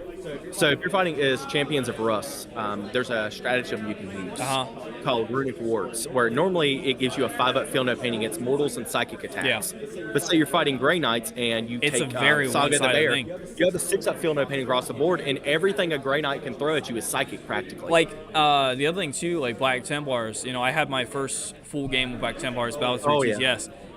Feel No Pain 6-up went very far. It does, especially on high wound count models. I wouldn't even say that. Even like on a 20-man blob, if you got 5 Space Marines who don't take any wounds, that's 5 more wounds for the next round. Actually, I'll give you a good interaction example. So Doomsday Arcs do 4 damage a hit. Okay. Thunderwolf Cavalry are 4 wound models. So you would think if Doomsday Arc unloads on a Thunderwolf Cavalry unit, you get 1 dead. You get 1 for every failed invuln save they make. The interesting thing is that once you start adding in the Feel No Pains, the odds of you hitting 1 Feel No Pain for every 4 wounds is greater than 50%. Okay. So what we're looking at here is very often your opponent's Doomsday Arc is going to eat 2 shots that went through to say 1 save. So the survivability of the Thunderwolves goes exponentially through the roof. And the other thing too is that you also have to consider that in a game with 40K where it's very much if you don't neutralize this, it's still going to do the same amount of damage, which is why a lot of people dissuade from split firing. If a Feel No Pain means 1 model lives, that model has the objective. That's another 15 points. That's 5.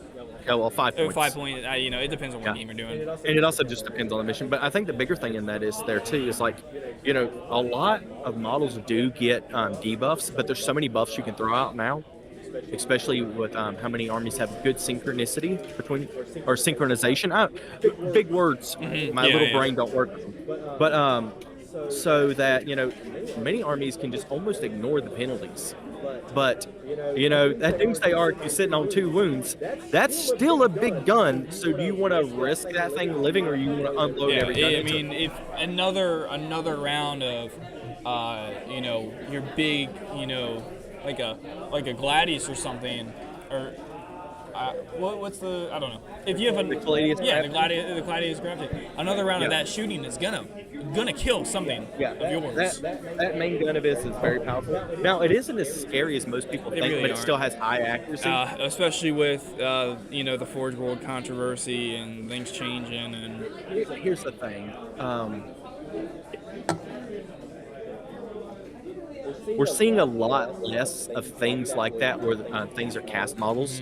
And I think, and I want to make a slight prediction with you, that we're going to see the Venatari eventually get like a plastic kit. I think so too. I think they're going to do the same thing that they do in most kits now, where it is to bring these small little units in, they create them as a kill team. So you might see a 3-man custody kill team. Like with the Vespids and whatnot. Exactly. And that's easier for GW to justify that because now that it's for 2 things, and that makes it an easier run on the printing thing. Because I'll give GW crap where they deserve it, but I think sometimes a lot of people are like, the stocking issues. Well, Games Workshop has a limitation on how fast they can grow. It's still a pretty small hobby. I mean, granted, they pull in, $500 million in revenue. Oh, yeah, they're completely taking over the area where their main factory is at. But those upgrades take time. You can't just say, we're going to add more. No, people have lives. You can't just say, we have 20% more people. We're going to make our workers work 20% longer. Those presses, if I've heard correctly, are always running. I don't doubt it. There's a limitation down of a week, production. that's a matter of months on our end. Exactly. So, things take a long time to pivot in a company that big. So I will give them credit where credit is due. I think they're pivoting well, and we're starting to see a little less in stock issues. So too, because, let's be honest, we can't have Forge World forever. It's not up to par with current day models. Yes. So there are some. I'll put it this straight way. I hated building Venatari. I had a commission for them. I did 6 of them for someone. Yeah. I have 9 of mine sitting in boxes at the house. I'm dreading building them. I think GW, them removing Forge World stuff is pretty much a good thing. they're not getting a lot of flag removing stuff from like guard, for instance. It's oversaturated with Forge World stuff. But with like Custodies, especially with it being pretty much half their army, they're gonna have to do plastic, or it's like when they kind of killed Death Watch. Yeah, people were pissed, but how many people are really running Death Watch? So I actually see them more than you would think. Also, Death Watch has been confirmed to be getting something in December. Oh, really? Yes, GW came out and said that. We understand that a lot of you guys have lost that when we're doing the revamp for Space Marines. In December, you're going to get some things. You're going to be able to take more units with you. Okay. So I think that is fair and good on GW for doing that. We have lost a lot of support for certain things, like I will definitely say I have tried to get people into 40K during 9th edition, and it was a nightmare. There was way too much bloat. But bringing them in 10th edition has been much easier, and even my wife has been able to figure out a little bit. I will give GW massive props for credit in the creation of the Combat Patrol format. Now, do not get me wrong, there are some Combat Patrols that are considerably stronger than others. It's better than how it was with, like, 9th edition. Oh, yeah. Also, GW, I challenge you to come up with Combat Patrol Knights. I want to see how that happens. The only way they could do it is if they did it with Imperial agents. I would actually consider it armatures and then add, as you said, agents. Like some voidsmen at arms sitting there to hold some objectives, and then maybe 2 armatures. So, since I got you, this doesn't pertain to tournaments and whatnot. What are your thoughts on Imperial agents? Because personally, I think it's a nice step.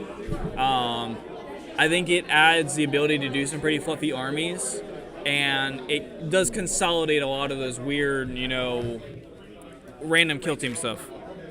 I think Imperial Agents is overall a good thing. I think it is, though, a symptom of many years of lore and bringing in forces that don't have official armies. Yeah. I know Inquisition at some point was an official army, but I came in like mid to late-ish 9th edition. And I think it was mainly just like guard stuff recolored. Yeah. So I think Imperial Agents needs to be fleshed out a hair more. I think so too. I don't think that they're really going to flesh it out as a full army, though. I think it's going to kind of just stay in this limbo of dumping fun to play, the but extra not stuff. really competition. Yeah. And I think there is that balance between like fun armies and competition. Now, from what I've been told, Imperial Agents are ridiculous in Crusade. Like, you can do some crazy stuff. But I'm not a Crusade player, so I can't give you that information with anything good. I mean, I like it though. Like, coming from the fluffy side, like I've thought of a rogue trader list. You could do like your rogue trader entourage. You could do a bunch of voidsmen and some Imperial Knights. Paint it Give me all an up. interesting Tross in the Infinite Army, and you got me covered. Yeah, I just want to Pokeball and throw a Titan into someone's face. And the other thing too, I think if you have like a special character in mind, like for me, I like the idea of having like a custodian and like just a single custodian. It's like a Space Marine army. You could do like a very elite, like the Watchmaster or whatever, the Death Watch. Proxy Amendment as a Custodes, and then you got, something for one game that's pretty fluffy, pretty interesting. It's an extra set of casual rules. games. I think too many people worry about official rules for like casual gameplay. If you want to throw that into your army and just do some stuff, so too. Have some fun, take some more of the D&D and like actual old school mindset to it. That being said, competitive is where things are balanced at. Yeah. W takes a look at this. Now, this is a RTT. I don't think we're really going to be looked at too much in terms of like their balancing when they look at their overall numbers. Yeah. But I do think that is kind of not necessarily for the best of things that 40K is looked at through a competitive lens. And I don't mean by GW. I think that is kind of a smart decision. But a lot of casual players who never touch competitive look at it through a competitive lens because they don't want to be on, I think that's the best way to look at it. So here's the reality. If we balance not around competitive, the game would end up with vast power differences between armies. That's fair. Then your more casual player who comes in, the competitive thing, it hammers down people who create exception cases and putting them more in line, like myself, Thunderwolf Cavalry, who I will 100% agree is way too strong. Well, what I mean is like when we get a new model or we get a new, type of play, it's always looked at. What's up? Yeah, I got a question. You're good, John.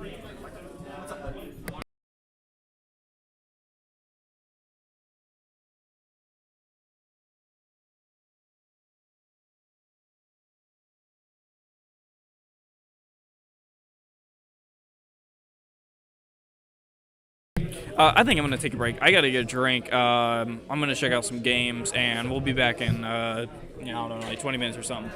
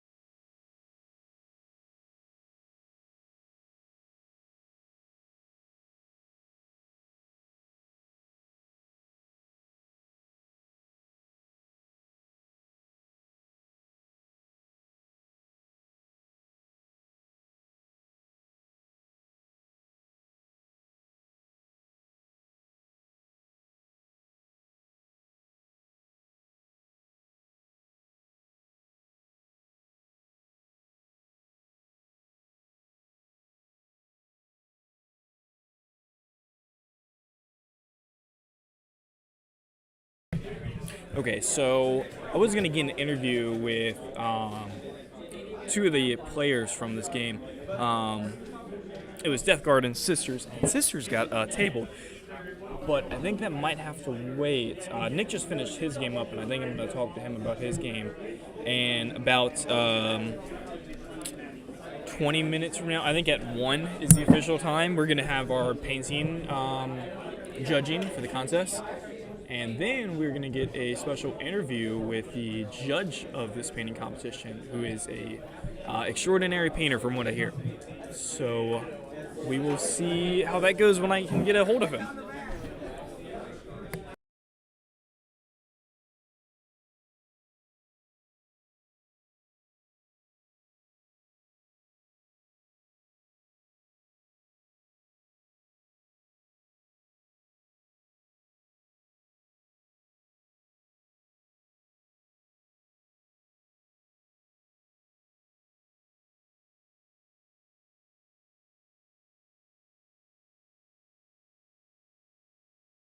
All right, looks like Nick's coming back.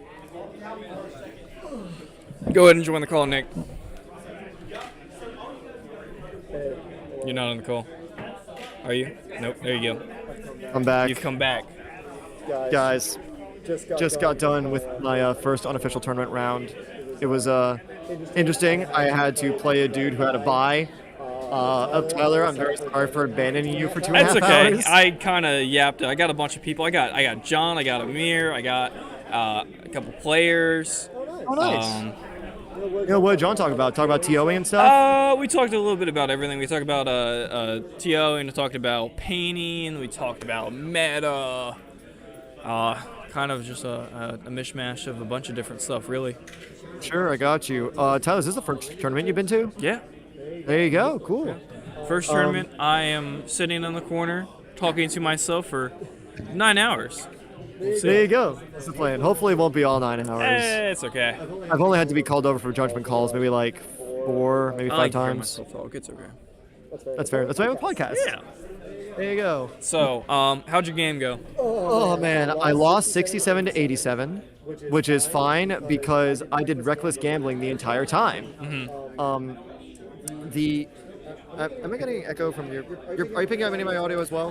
No, I shouldn't be. I don't think there's much of an echo. It's just the other. You're lighting up because it's picking up everything in the background. That's what I mean. I was wondering about you lighting up as well. But no, I don't think there's an echo between us that I've noticed. Okay. So, let me get back to business. Yes, I lost. It was fun though. I played Dread Mob Orcs because I only have Orcs models. It was good. Only about 20 minutes left in the round. I played against a guy, he's an Ultramarine. He got a bye, so his opponent didn't show up. His opponent showed up like 30 minutes late, but policy is if your opponent's not there on time, then you win 100 to 0. So really, he won 100 to 0, and we just played the game just for shits and gigs. And I mainly did it because if he was, it's your first round of the tournament, you might be a little shaky with your army. Oh, hold on a second.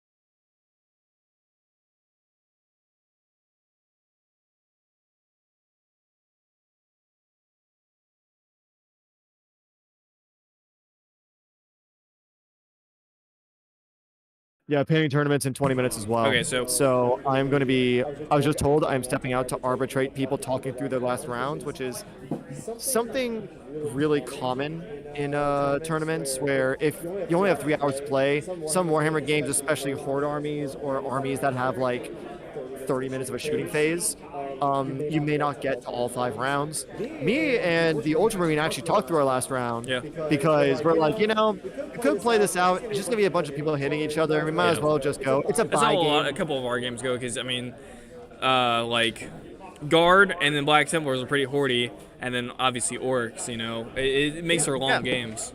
Well, yeah, even though Black Templars are elite, you have to do a lot of dice rolling. It's elite because of Space Marine, but it's also the Horde Space Marine army. there's some hordiness, but I do find that the Crusader squads are really where the horde comes in. Plus, you because- have all the individual roles for neophytes and initiates and Right. sword brethren. Anyways, I know you were gonna get out of here. Oh, no, I got some team Okay. man. I'm chilling. Well, at 1, we're gonna have the painting tournament. Then we're gonna talk with Izzy, who is an extraordinary painter, from what I've heard. Have you seen his Tau? Huh? Have you seen I his have not. Tau? I have not. I will get a picture of it when we talk to him. You need to show the people. I will show the people his towel, and I will also try to get a couple pictures of the stuff in the painting competition. It might be a little hard because I don't know who is who, and I have to ask for permission. So. Oh no, you can just ask Izzy, man. Yeah, you can head over there while you're taking pictures. I can talk about my game and stuff. It's fine. Oh, I want to get pictures of these armies and show them off. So. Yeah, I see what you mean. All right, so game showed up. You play Ultramarines. Very typical list. He didn't have a lot of like really big shit. He had like a couple tanks, some Terminators, some Intercessors, some Infernus Marines, a Judiciar Blade Guard, basically like a mix of infantry and It's vehicles. pretty hard melee Judiciar. Couple Dreadnoughts. It's not really skewy. It was a very balanced list, I found. Some battle lines to do objectives, some really hard damage. It was nice. It was nice. I found that some of the things he were lacking were really, really fast units like bikes and stuff, or things that could deep strike. He brought Terminators, but he didn't deep strike them, which means that trying to get into the opponent's backline was a little tougher. Yeah. Turn 1, we basically just stood shooting each other occasionally, but the way tournament terrain is set up, usually it blocks a line of sight. Anytime you go to basically any Warhammer 40,000 tournament, because Warhammer 40,000 has a lot of guns and shooting, it's very difficult to make a fair board that's really open. So usually you want to have like maybe 3 like movement lanes. I kind of saw that. So when we were setting up, it's very much kind of like a Call of Duty multiplayer map. Yeah. You've got right lane, middle lane, and left lane, and Exactly. it's There you kind go. of it. Yeah, so and it's a great multiplayer map where you have enough cover, but then you also have dedicated lanes for good gunfights, and it allows. We have a lot of melee armies in this game too, so it means melee armies don't just get multiple. It means, oh, let me try to bait him into the right flank, and then I'll actually move my guys through the left alley. Yeah, exactly, and it allows for that kind of strategy, you know. And I'm not saying Warhammer 40,000 is an incredible practice of real battle strategy. It's absolutely ridiculous. Really not. But it's good enough to keep it at least somewhat fair. So turn 1, we just taught a few things at each other. Turn 2 is when things went down. My Morkanaut died, but I did kill. I almost killed his big tank, so we went tit for tat with that. He ended up killing more stuff than I did, but lots of my big guys were still on the board. It's just that they were slow, because there's a rule where vehicles can't just Kool-Aid man through walls. Yeah. And so Unless you're I had a lot of vehicles, so I couldn't Kool-Aid man through walls to beat them up. So I had to go around, which made me lose some points in the early game, but it was fine. Dude was really chill. I think because my army pool is, I have a table of buffs that are random. I have to roll a d6, and depending on the roll of the depending on the roll I get one of those random buffs. Yeah. You could randomly roll for it, or if you want, you can choose which buff you get, and then have a chance of taking damage to yourself later. I gambled every single time. As you should as an orc. Exactly. And it was funny because at some point I'm like, hey, I'm going to shoot this infantry list. Oh, I get one really powerful shot that should be used on a vehicle. Oh, well. So I did 12 damage to a single intercessor. Oh my god. Did I need to? No, but I did. No, but he's certainly gone. Yeah. I find that I haven't been to a tournament since the Goonhammer tournament back in like this summer. But that was a narrative thing. So the missions were a little bit less standard, and I played my Mad Max orcs to try and fit that sort of aesthetic. This time, trying to do things at a more competitive level, I found that the movement phase and positioning with cover are that much more essential. Yeah. Because you need to be able to deny shooting to your enemy. If you pop out, if you pop out your model to shoot someone, and you can only fire on like 2 guys, you're exposing yourself. Or next turn, you're gonna be shot with everything they have. Yeah. It's are you going to kill this model if you pop out? If not, is it worth it? Then, yeah, exactly. And when you're playing a slow list with a bunch of mechs, then you have to really make those decisions. Uh-huh. And that really was nice to get back into the groove of things. Let's see. I blew myself up like 4 times. As you should. Which was good. He did not blow anything up in terms of himself, which was kind of sad. This is my first game with a shock attack gun. It failed me, so I'm never bringing it again. Okay. New model syndrome. Do you know what new model syndrome is? No. Elaborate us on what new model syndrome is. New model syndrome is when you're a collector, you buy new models for your list or for your collection. It's always the case where if it's your first time putting that model on the field, it will always underperform. No matter what. Okay. All right. So I'm glad that it's not just me. You've suffered from I've this. suffered from this. Oh, got my dreadnought. The Brutalis bit. No, not even my. Oh, this was like my first game. I got my Redemptor Dreadnought. Put him down. Yeah. I'm so excited. Big plasma cannon. Dead. First round. Didn't even move him. That sucks. Yeah. It's my Baneblade. Yeah. My Baneblade didn't do great either. Yeah, there you go. He soaked up damage, but that was about it. Yeah, that's a shame. I think the first time you run Minka-Lesk, did she live? Do what? The first time you ran Minka-Lesk as Gaunt's Ghost? That's what you do usually, yeah? It was a Canadian Command Squad that you run with her. I do think Minka-Lesk lived. Okay. So she didn't suffer for new but she models. didn't do any, like... Oh, yeah, so she underperformed. Yeah, she underperformed. She didn't do anything. I just There you was go. like, oh my god, this is like my whole army's based around. I can't, Yeah. New model syndrome. There you go. That Morkanaut, my Throngler, the first game I ever had, it got shot off the board turn 1. You just gotta break in that bad luck. You gotta get it going so you can get, Now I can do 20 damage in a phase. So like, okay, we're back. Mm-hmm. So yeah, I experienced a little bit of new model syndrome with the shock attack gun. Other than that, most of my models did what they were supposed to do, which was nice. My Storm Boys gave me some objective control. My Mega Knobs hit up midfield. I played everything right. It's just that some of the dice weren't exactly in my favor, and I made 2 really big blunders. Flash kits? Yeah, you're They're a big shooting unit. a lot of shooting. I charged them into melee. I mean, orcs. It happens. I charged them into a tank. Yeah. They didn't hit it. The main thing was I was a nuisance where the tank could not shoot and had to fall back. I mean, sometimes you do have to kind of sacrifice a unit to do that, just to tie somebody up. Yeah, I gave up some Overwatch capacity though, so that happened. So real quick, because you haven't been for the stream, it's not doing too bad. Average view duration's like 10 minutes. You got 31 views so far. I'm mainly just getting getting a bunch of clips. Got clips of John, clips of Amir. Amir jumped in for a little bit. There you go. We'll probably have a VOD up because YouTube automatically tracks the VODs. Yeah, I got a whole bit of Amir's background getting in the Warhammer and his experience in Iran and whatnot. Yeah, dude, Amir is like the Ultramarine dude. We made that clear at the beginning. So much, dude. We made that clear at the beginning. Yeah, I've known Amir since I basically started collecting. Before I even played a game. So did I. It was my first game. Yeah, there you go. First time I ever went into the Games Workshop store with Idamar. Amir was there.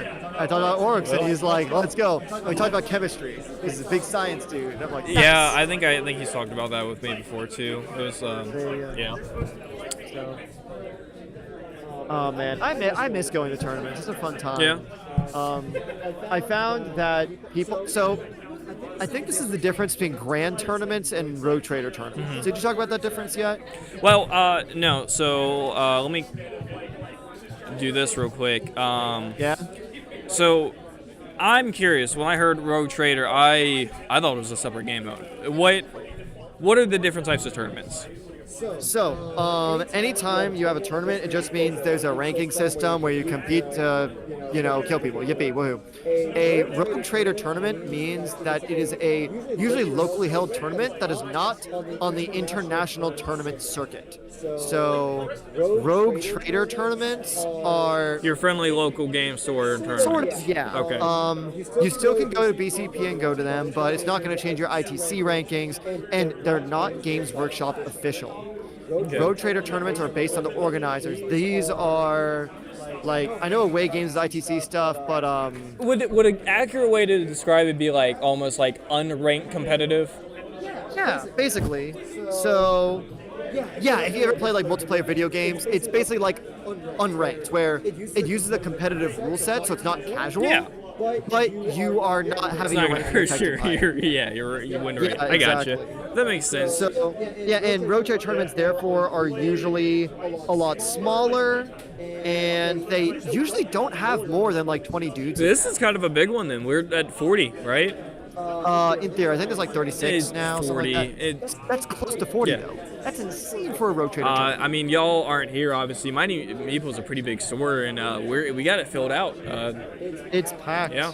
It's huge. Another thing about road trader tournaments, they usually are only for one event. That is like Warhammer 40,000 Yeah. is the event they do. I got you. Not all unofficial tournaments are RTTs, but RTTs are usually one event, unranked, and usually held locally.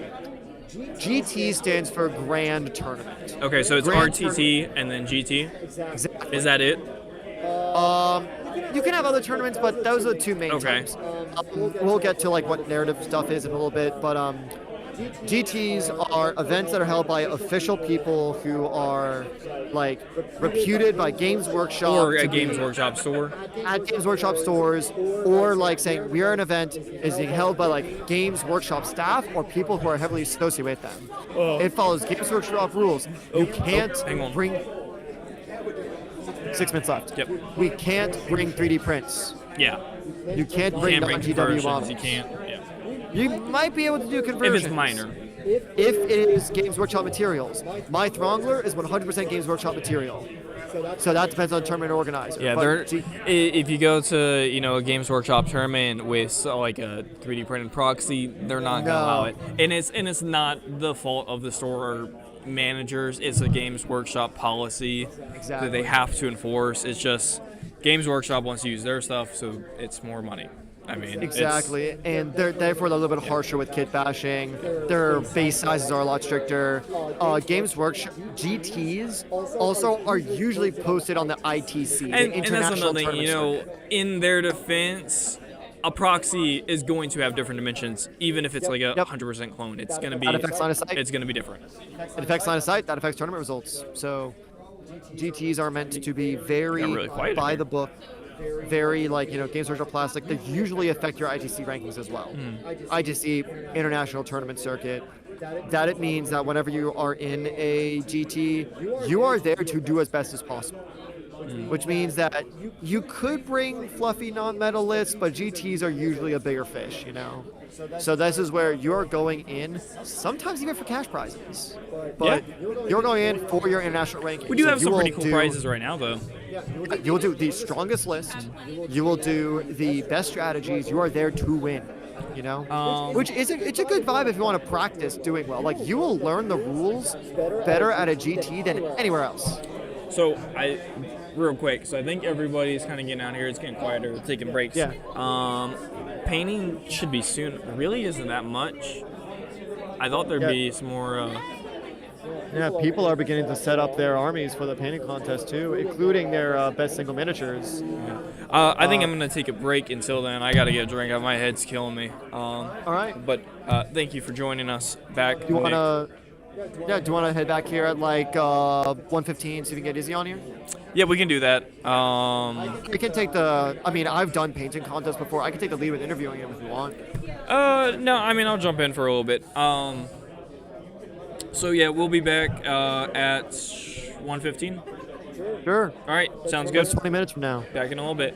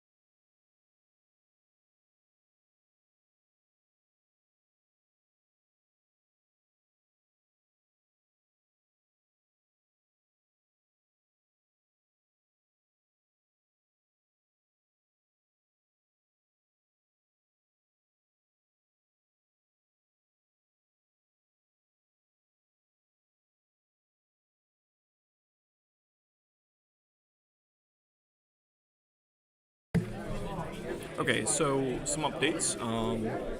Nick got called away to another game. The artist that we're going to talk to is going to be a little bit late, so it's going to be a minute before we can do that. I will try to figure out something to talk about. Nick got me chicken nuggets, so I'm going to have lunch. So it's going to be a bit.